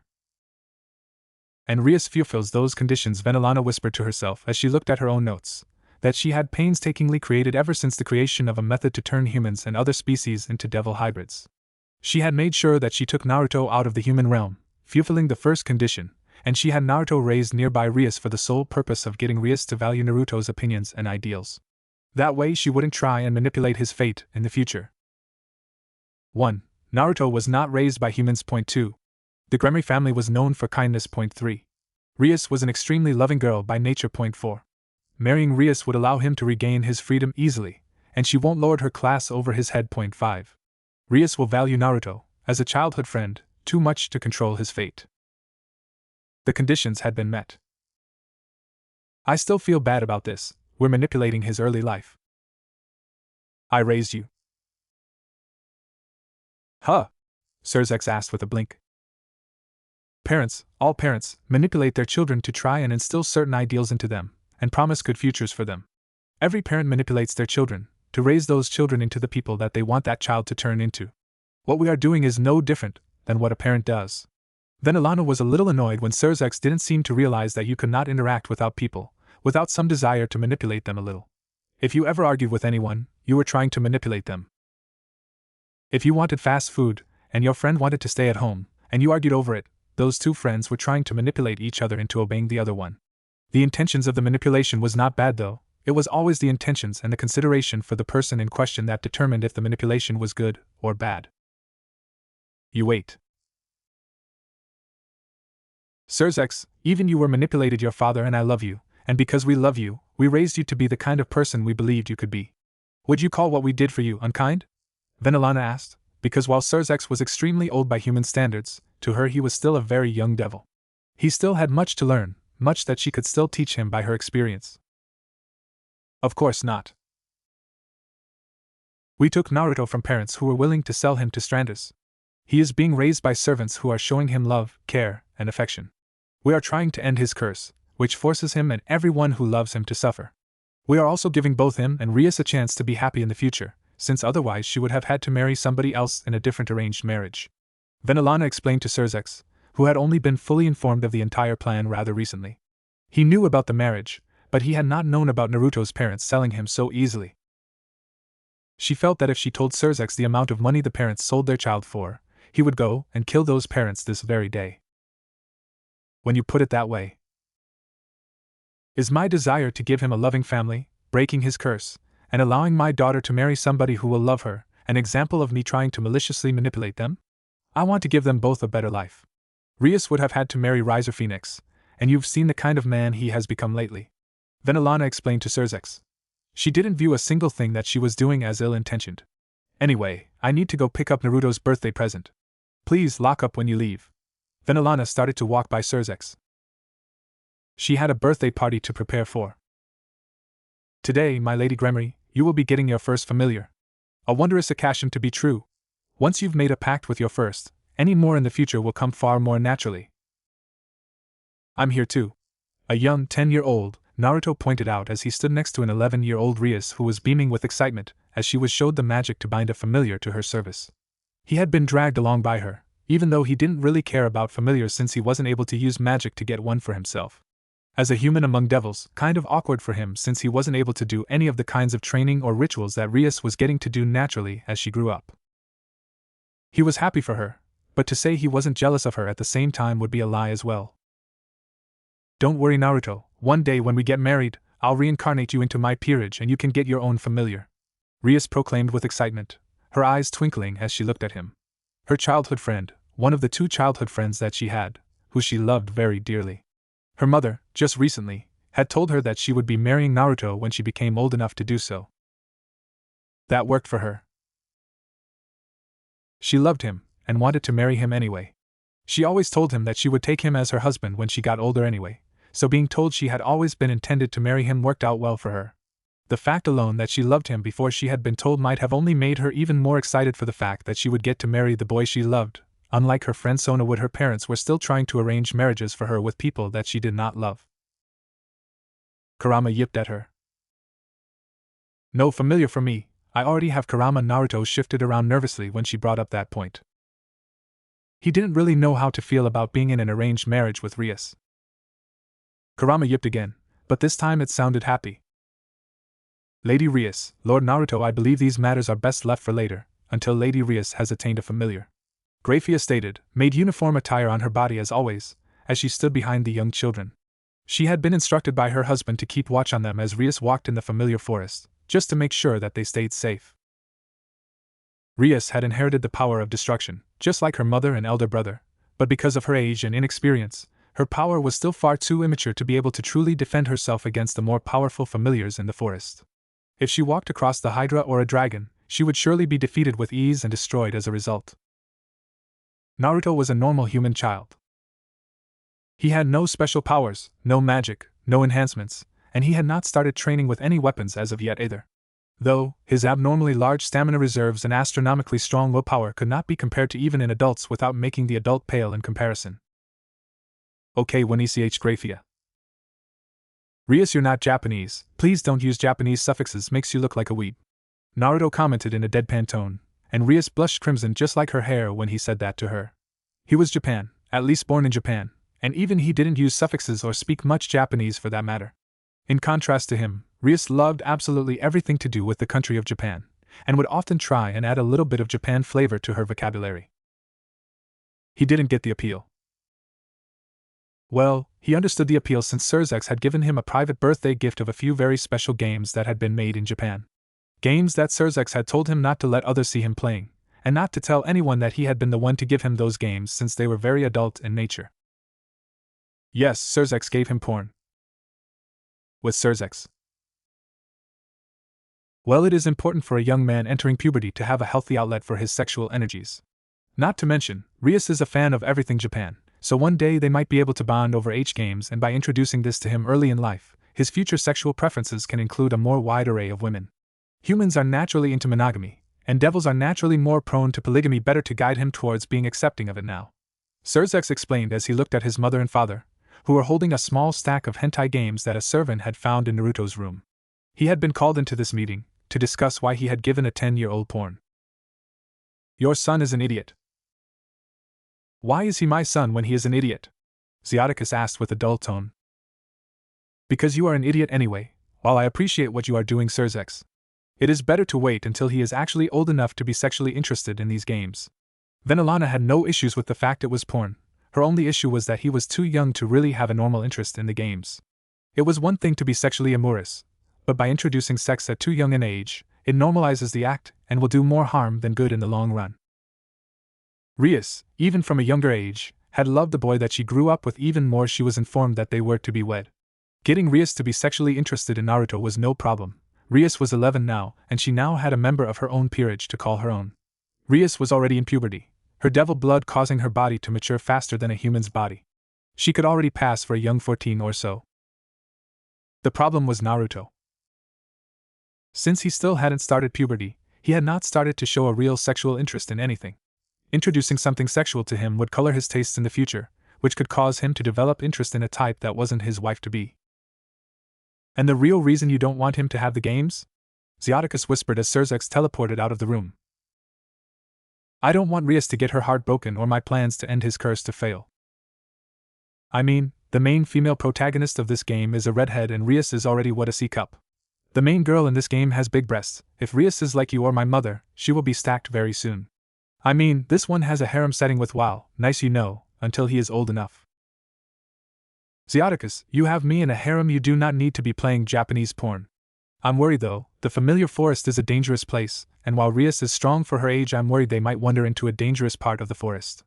Then Alana spoke with some motherly worry in her tone. It was rare for her to allow her control over her emotions to slip, but her husband smiled at it. She was more of a traditional devil than he was. She wasn't a Gremry by blood, and she was still slightly into the old ways where emotional bonds were less important than other bonds. He was happy to see her finally starting to change, even if only a little. Well, they are with Grafia. What is the worst that can happen? Shit. With Grafia. I take my eyes off them for a second, and they vanish. Come on, Rias, give me something to sense. Flare your magic, use a spell, something so that I can find you. Grafia flew through the sky as she looked down at the forest for the lost children. Sensing people wasn't just so easy as them existing. As a child, Rias' power wasn't high enough for her to sense without Rias charging up a spell or her knowing where to try and sense. She needed to find them, and fast. Also, she needed to scold them for this as soon as she made sure that they were safe and sound. She heard a loud roar, and she saw several trees fall to the ground as she viewed the multiple heads of a hydra flailing around. Focusing her sensing in that direction, she could sense a devil in that location. Just barely, meaning it was a child that she was sensing or a super weak adult. She flew down towards the ground, and she saw the hydra fall onto its side. She heard a child crying. Naruto! Thank goodness they are. Grafia paused when she looked and saw Rias collapsed on the ground, tears streaming down her face as she cried in utter relief. Rias had no injuries other than a few scuffs on her knees from where she had fallen, but scuffs like that would be healed in a day or two even without healing magic. Wait, Grafia looked and saw neither child had any life-threatening injuries. Both were perfectly okay. The hydra was dead though. The hydra had a sword stabbed into its heart, a rusted old sword that was covered in dirt and grime. The hydra was old and battle-worn, with swords from its fallen victims stuck in its body in places. It had fresh wounds though, and standing there holding the sword that had killed it, was a blood-covered Naruto as he backed away from the hydra and fell onto his butt as well, shocked at what he had done. Naruto, thank Rias scrambled to her feet and chased down Naruto, tackling him to the ground as she hugged him. she had yet to even notice Grafia had arrived yet. Grafia looked at them, and she hurried to their side. Lady Rias, Lord Naruto, please explain what happened. Grafia gently demanded as she looked at them, using his sleeve to gently get the blood off of Naruto's face. He blinked a few times, before he finally seemed to notice that she was there. She looked around, and she saw that Kurama was limping towards them with an injured leg, the leg clearly snapped at the bone. Kurama started to lick the blood off of his master, and she looked towards Naruto, who just looked at Rias and Kurama, and took a breath of relief. "They're okay." Naruto smiled and collapsed onto his back. "Naruto, what happened?" Grafia asked with more authority in her voice, since Naruto had yet to answer. Rias wasn't in a state where she could really tell what was happening, considering that she was crying in relief. At her age, coming face to face with a Hydra would have been absolutely terrifying, be they a human or devil child. "It hurt Rias and Kurama, they were protecting me and got hurt, and I don't know." Naruto repeated to her what little he remembered. Now that they were safe, he was showing the right reaction of fear and relief for what had happened. Grafia put her hand on his forehead. "No sacred gear and no magic, but he killed the Hydra. Rias tried to protect him, and his pet tried to protect him. They got hurt. Did something in him snap? It seems that he really doesn't remember the battle after Rias was hurt." Grafia tried to rouse Rias gently from her crying state by cradling both children in her arms and letting them take comfort in her breasts. None of it was making sense to her. She saw that Rias had a small bat that was clinging to her shoulder, one that was magically bonded to her. Her familiar. At least she got what she came to the forest for. Grafia looked at the sword as well, and she sensed no special power from the sword, nothing that would cause it to give a child the strength to kill a Hydra. How did I do that? Naruto didn't seem to even really understand how he did it himself, and that was enough to confirm for her that something about Rias or Kurama getting injured had caused him to snap.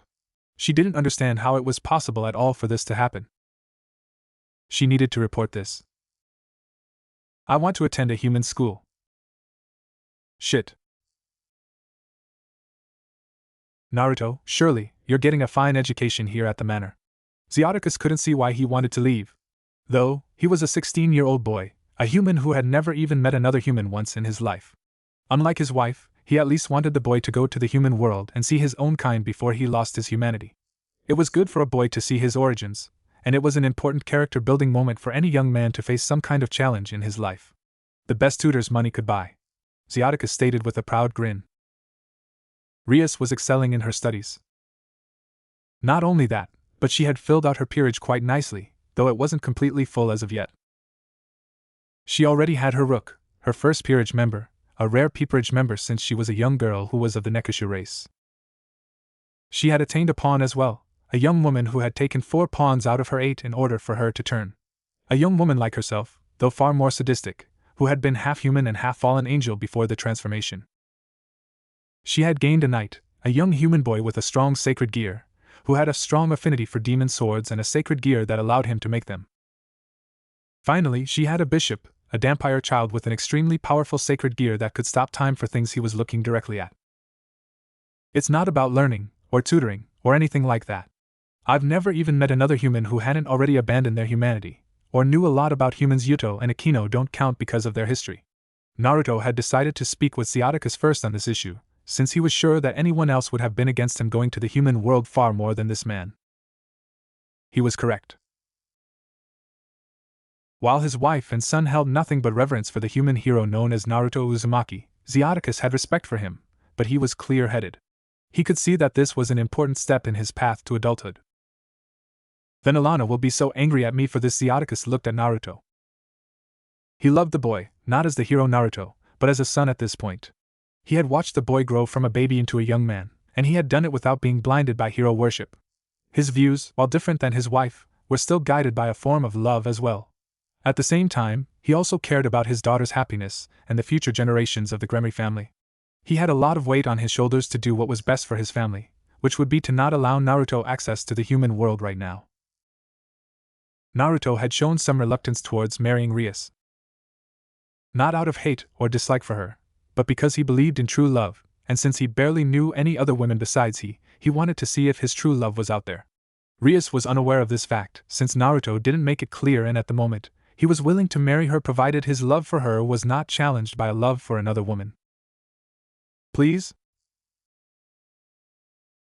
How about Zyatticus shifted nervously in his seat, since Naruto's eyes were unnerving. When Naruto was serious about something, his eyes were filled with a flaming blue sky of determination. You could see the fires in them, and the blue just amplified your ability to really see how far that determination went. It was an unsettling feeling to be staring into somebody's very soul, and see their desires so clearly. Eyes that hid nothing from those who looked into them. Please.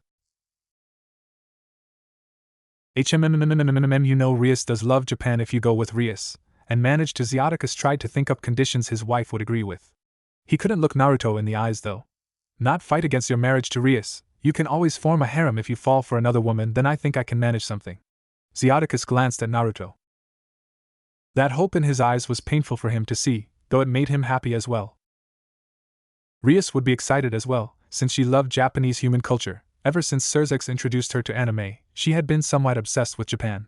Surzex lavished Rias with gifts of anime, manga, and games from Japan, just as he lavished Naruto with more and more depraved hentai games to fuel his interlude desires. I agree. Surzex. Zyatticus was shocked to see Surzex standing behind his throne, as the man made a move to come out of hiding as he spoke. What was more, you agreed to this idea? Zyatticus, and Naruto as well, were shocked by this confession. Surzex looked towards Naruto. While, personally, I would rather you not contact humans much, you are human right now. Mother believes it would be bad for you to contact humans, and so do I, but in the end I believe you should see where you come from and how was Melty's quest? Surzex gave a short lecture, before he followed up with a small personal question. He grinned at Naruto with his usual goofy grin, allowing Naruto to know he could relax now.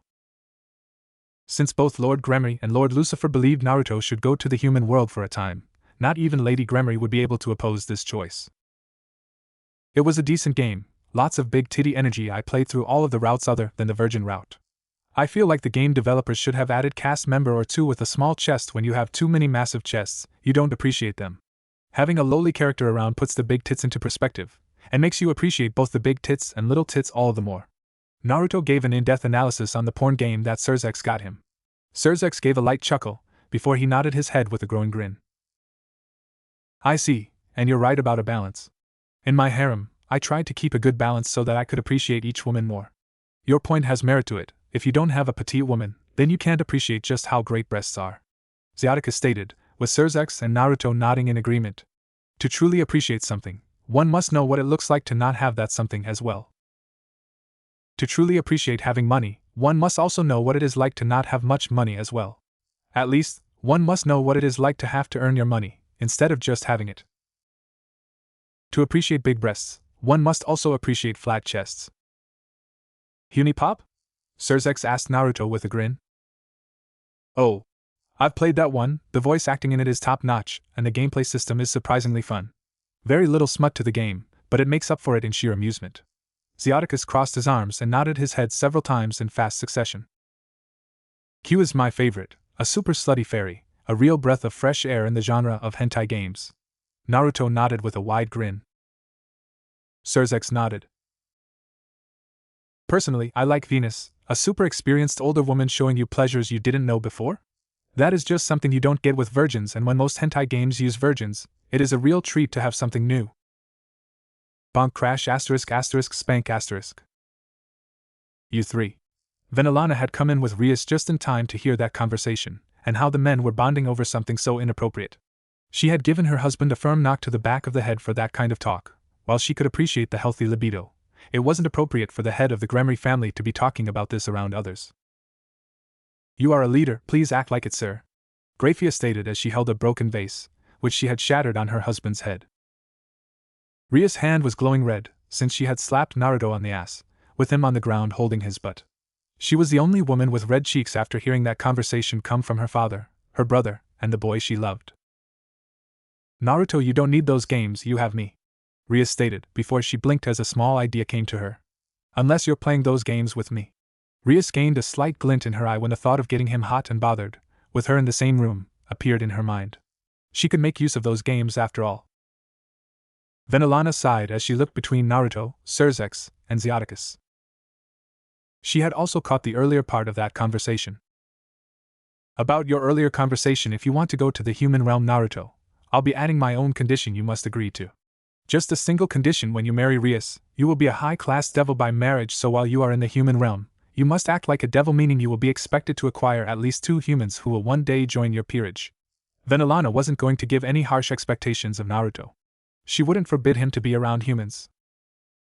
She just wanted to make sure that he prepared himself to be successful as a devil when he gave his humanity up, so she wanted him to start to plan for his future peerage. Sounds fair. Naruto could agree to that. Vanillana raised up a finger. Of course, while this isn't a condition, I have a second request.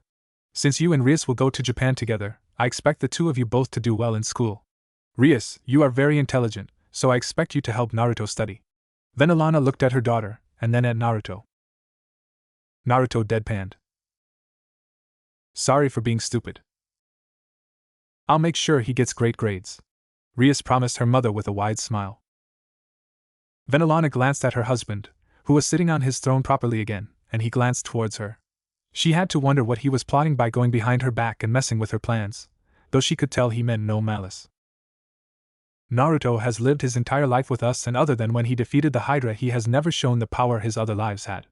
That same power is in him somewhere. Maybe this could be good for him. As of right now, he's been a rather normal human, though very athletic with abnormal willpower. Vanillana thought as she looked at Naruto. She knew that same great potential was inside of him, but it was like he wasn't able to just bring out that potential willingly yet for some reason. It was very strange. The other Narutos were able to access their own great power so naturally, but the current reincarnation was unable to access that power. They still didn't know how his great power worked yet, so maybe this would be a good chance to see how Naruto would do around humans. Japan, I'm really looking forward to it, right Naruto? Rias was just happy that Naruto could go to Japan with her. Naruto was just grinning. He's back in Japan. Look, the hero has returned. He returned. You remember him, right Susanoo? He left the land for a while and defeated Hades. This is so amazing. I can't believe the strongest human has returned home at last. I could just To say that the Japanese gods were in a cluster at the moment trying to decide what the best course of action was troubling to say the least. The second Amaterasu had sensed their old legend return to his home country at last, after hundreds upon hundreds of years. Well, she had called a massive meeting of all of the gods and the gods of the land into one place so that they could talk about what to do. Of course, most of the spirits turned gods who had been born after the first Naruto Uzumaki had left the land were unsure of what they should be feeling. Oh, curse that Aphrodite for placing that curse on him. If only the history books could remember him, but thankfully, us gods have a long memory. Susanoo remembered the young man who had bested him in a one-on-one battle. He remembered the sword that had pierced his armor and inflicted a scar on his ribs. It had been a battle that he could remember dearly, when he had first met the boy he had been trying to seduce, a young woman. Though, she had not been too receptive to his advances, and that was when Naruto showed up and fought for the woman's honor. He was ashamed of his loss, of course, but he had been bested fair and square, and thus he had to show honor to the one who defeated him. His only request had been for him to never rape a woman again, and to stay loyal to his lover. He had followed that request with honor, since it had been the victor who had requested it. Damn her, just because he rejected the bitch doesn't mean she can curse him, Yuzum stated as she drank a cup of sake with some anger in her tone. She had been rejected by the man too, but you didn't see her cursing the man. Well, she did curse him, but the curse only lasted for 5 days before she realized that she had been too harsh, and he was a nice guy. She ended her curse she placed on him, and gave him a blessing that he would find happiness one day. Of course, his blessing was still active, meaning he had yet to find the true happiness that she had blessed him with. Oh, I just love that man, his love for his fox. It's just so touching, and his love for agriculture has always been deep. A man-woman person named Inari spoke as she cried tears of joy into her sash, fox ears on her head twitching in joy. When she had heard that Naruto would be forced to reincarnate forever, she knew that the Hades had cursed Kurama with immortality so that the reason he had been defeated would also suffer. So, she had given the fox Kurama a blessing. A blessing to always know where his beloved master was, so that the fox could forever find the one person who would love him more than anyone else. She had also blessed him with a scent that all predators would find disgusting, and luck so that none would try to hunt the fox. She wanted to make sure that Naruto would always have his partner with him, no matter where he was born. I remember him, such a lovely boy, born to such a loving mother. A shame what happened to her, and that a certain god was jealous of her beauty. Kokureheim spoke with a sly look towards a goddess who looked relatively ashamed of herself, when reminded that her jealousy had been what killed the first Naruto's mother. What do we do? Everyone stopped when Amaterasu shouted at them. What do we do after such a long time? He's finally back in Japan, our domain, but from what I sense, he's with a group of demons from a different faith. Amaterasu, with her all-seeing eyes, could see that Naruto was currently walking off of the train that traveled between Earth and the underworld. He had a group of demons with him, and several of them were attractive females, and a boy that looked like a girl. Most of the gods didn't seem interested. I shall have the demons killed, and Naruto brought before us so that we may grant him the godhood he deserves, Sona demanded as he stood up. I wish to settle a score with him, and… No, he can't become a god. This Naruto has yet to accomplish any deeds worthy of such a reward. We won't be able to do such a thing, the rules that we must follow forbid it, and he lacks a connection to our pantheon other than his nation of origin, Tsukuyomi stated with a firm tone, explaining why they could not do that. Inari raised a hand. I could always marry. You're not going to marry him, tranny, Kukurihime stated with a dull tone, and Inari puffed up in shock and anger when that had been pointed out to her. Everyone else turned to look at her in some shock, but she just looked at them. I mean, it's true that marrying Naruto would allow him to become intertwined in our pantheon enough to give him divinity, but I doubt Naruto would be interested in marrying somebody who can't even decide what genitals they have, Kukurihime stated with a finger pointed at Inari. Inari seemed devastated at that realization. Then she looked at Kukurihime. Well, at least I have a body worthy of being a goddess unlike you, who can only remain her mature form for 30 minutes a day. You've lost a lot of power, Kukurihime, enough you've been reduced to a lowly of your former self. Kukurihime slammed her fists into the table. She turned from a mature woman into a lowly. Damn it, it's not my fault I've lost a lot of power, true, but the reason I've taken this form is because of the humans. That anime that came out has given a ton of humans the idea that this is my natural form. You know, we take the form that humans believe we have. Kukurihime hated her loss of power and her new lowly form. She hated the fact that her body and looks were decided by what humans believed that she looked like, a collective look as it were, since most humans now thought of her image as that of a lowly. A lowly she became. Inari's genitals and Kukurihime's lowliness aside, Susanoo has a point, but he currently has 4 curses on him. Hade's curse, Aphrodite's curse, Indra's curse, and Hathor's curse. 1. Naruto will reincarnate when he dies. 2. Humans will forget about Naruto when he dies. 3. History written by humans about Naruto will vanish when he dies. 4. Naruto will always lose or be unloved by his human family. Amaterasu listed off the 4 curses that were against Naruto, placed by different gods and a goddess. Each of the curses worked in such a way that they did not go against each other, and if anything only made each of the curses that much harder to remove. 2 of the curses worked together in perfect harmony, such perfect harmony that it was amazing that the god and goddess who made those curses didn't work together. He's also got Gaia's curse, since he refused her advances. Yuzin pointed out as well, a curse that had only been done in the last few hundred years. It was a recent curse. Oh, when he beat Trihexa, right? He refused to help her overthrow the Greek pantheon. What was her curse? Amaterasu didn't remember that curse off of the top of her head. That no human woman would ever be able to bear children for him. Tsukuyomi remembered that one and explained it to them. Well, I guess that one won't bother me too much then, once I make him my husband after all, Amaterasu bragged, and there was a long silence. Everyone stared at her for a while, before the female goddesses started to stand up, at least those aware of Naruto, and without husbands themselves, of course. Why are we caught up on marriage? We could just send monsters after his loved ones, and when he slays those monsters we can grant him god status. Susanoo seemed more bored. This had been something the goddesses had been arguing about for hundreds of years, the fated day when Naruto would come back to Japan. Even when he had been born in Japan, they had noticed far too late, and a devil scooped him up and took him away. Well, I mean, since I'm…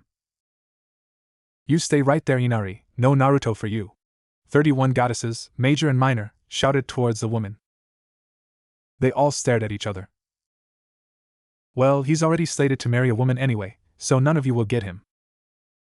What? With Naruto. Achoo! Naruto and Rias sneezed together in complete unison, a shiver running down their spines as they started to walk towards their new home while they were in the human world. An apartment building that would be hosting most of them together while they were living in the human realm. Rias sneezed in a cute and dainty way.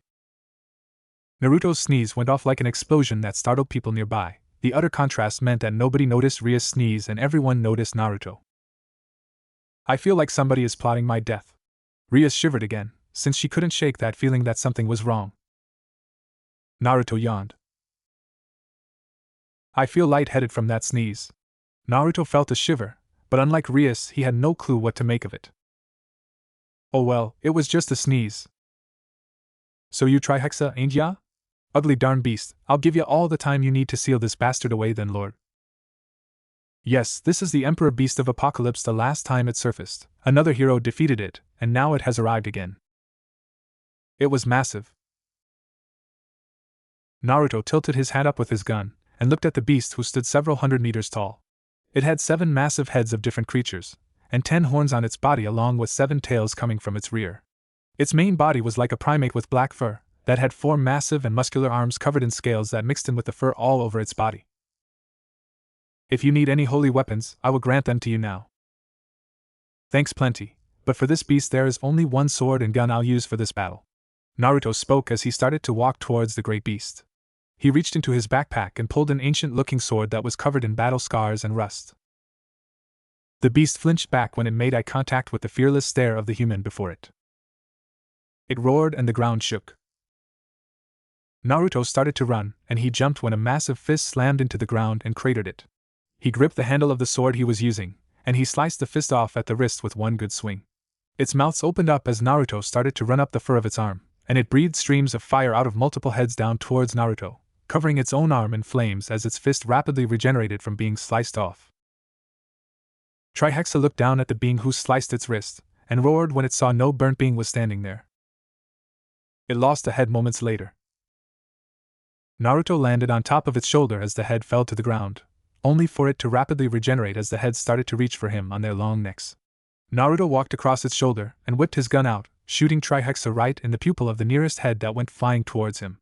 In surprise and pain, Trihexa's head jerked back and blocked the path of the rest of the heads that tried to devour Naruto alive. Naruto jumped and sliced through its neck and landed on top of the neck as it started to fall towards the ground. Trihexa unleashed a powerful bout of flames from one of its mouths as it swung 2 of its massive hands towards Naruto to clap him. Out of his pack, Naruto pulled out a rope and tied his sword to it, and before quickly throwing it, it stabbed into Trihexa and he yanked on it, pulling himself out of the way as he landed on top of its chest just as the giant hands flattened the severed neck he had been standing on.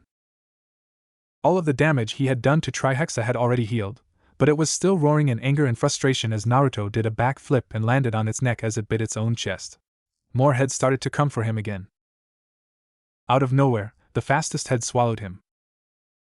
The head was cut in half from the inside and Naruto escaped completely unharmed.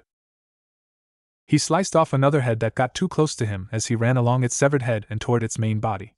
The heads he cut off were already started to regrow, and he backed off his target when he needed to cut off all the fingers of one of the fists that tried to grab at him.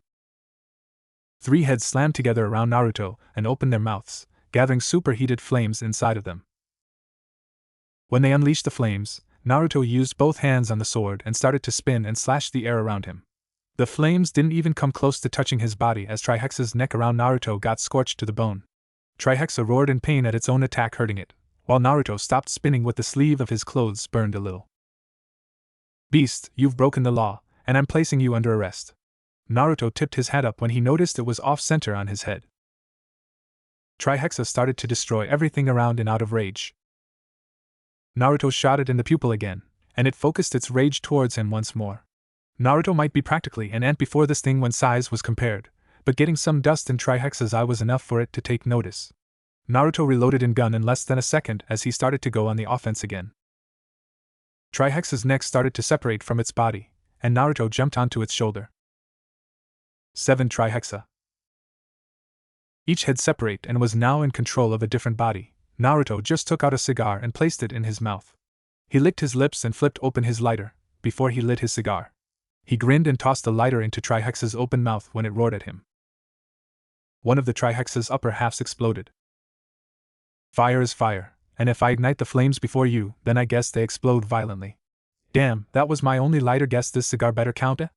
Naruto jumped and avoided a fist, before he landed on it, and avoided 20 more fists from the different Trihexas that started to unleash wild punches wherever he stood. Constant movement. Trihexa saw Naruto standing on top of the pile of fists, and they all pulled back their arms to see that none of them had fists on their arms anymore. Any fists that had gotten too close to Naruto had gotten cut off the arm, and were laying in a pile of failed killing blows. I'm nearly ready with the seals, how long can you hold it for? I can hold it as long as the cigar is lit, it's using its full power now and I'm nearly out of ammo. A chief always catches the criminal before his cigar is out after all. Naruto ran towards the beast once more, and he used the sword to prevent any flames from hitting him from whatever direction they came from. He missed one. Flames covered part of his body, and visible burns appeared that were so deep his bones were visible. Naruto cut off the head that damaged him, though without even grunting in pain. Many of his organs were destroyed by the flames that he failed to completely block. He used his cigar to light a stick of TNT that he pulled from his pocket, and he tossed it into the eye of one of the beasts, and he landed on its nose. A gift from me to you, Naruto stated as the stick exploded and a bloody hole appeared in Trihexa's eye that started to heal as quickly as it was damaged. But Naruto took his cigar out of his mouth and shoved it into the beast's nose, getting another enraged roar out of it.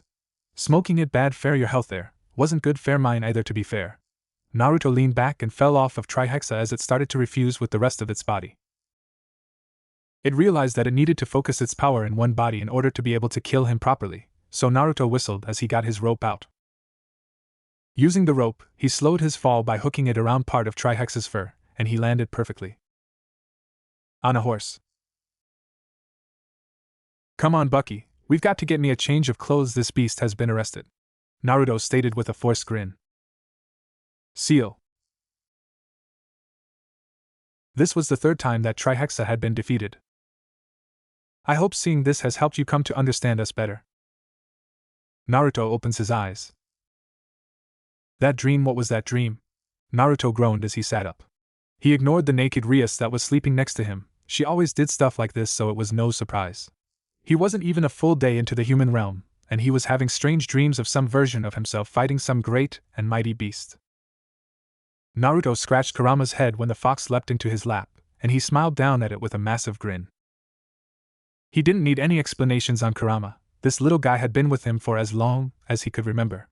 Everything in his life was normal as long as he had Kurama with him. Without Kurama, he just felt like he was missing something important. He would think about his dreams later. He needed to get ready for school now.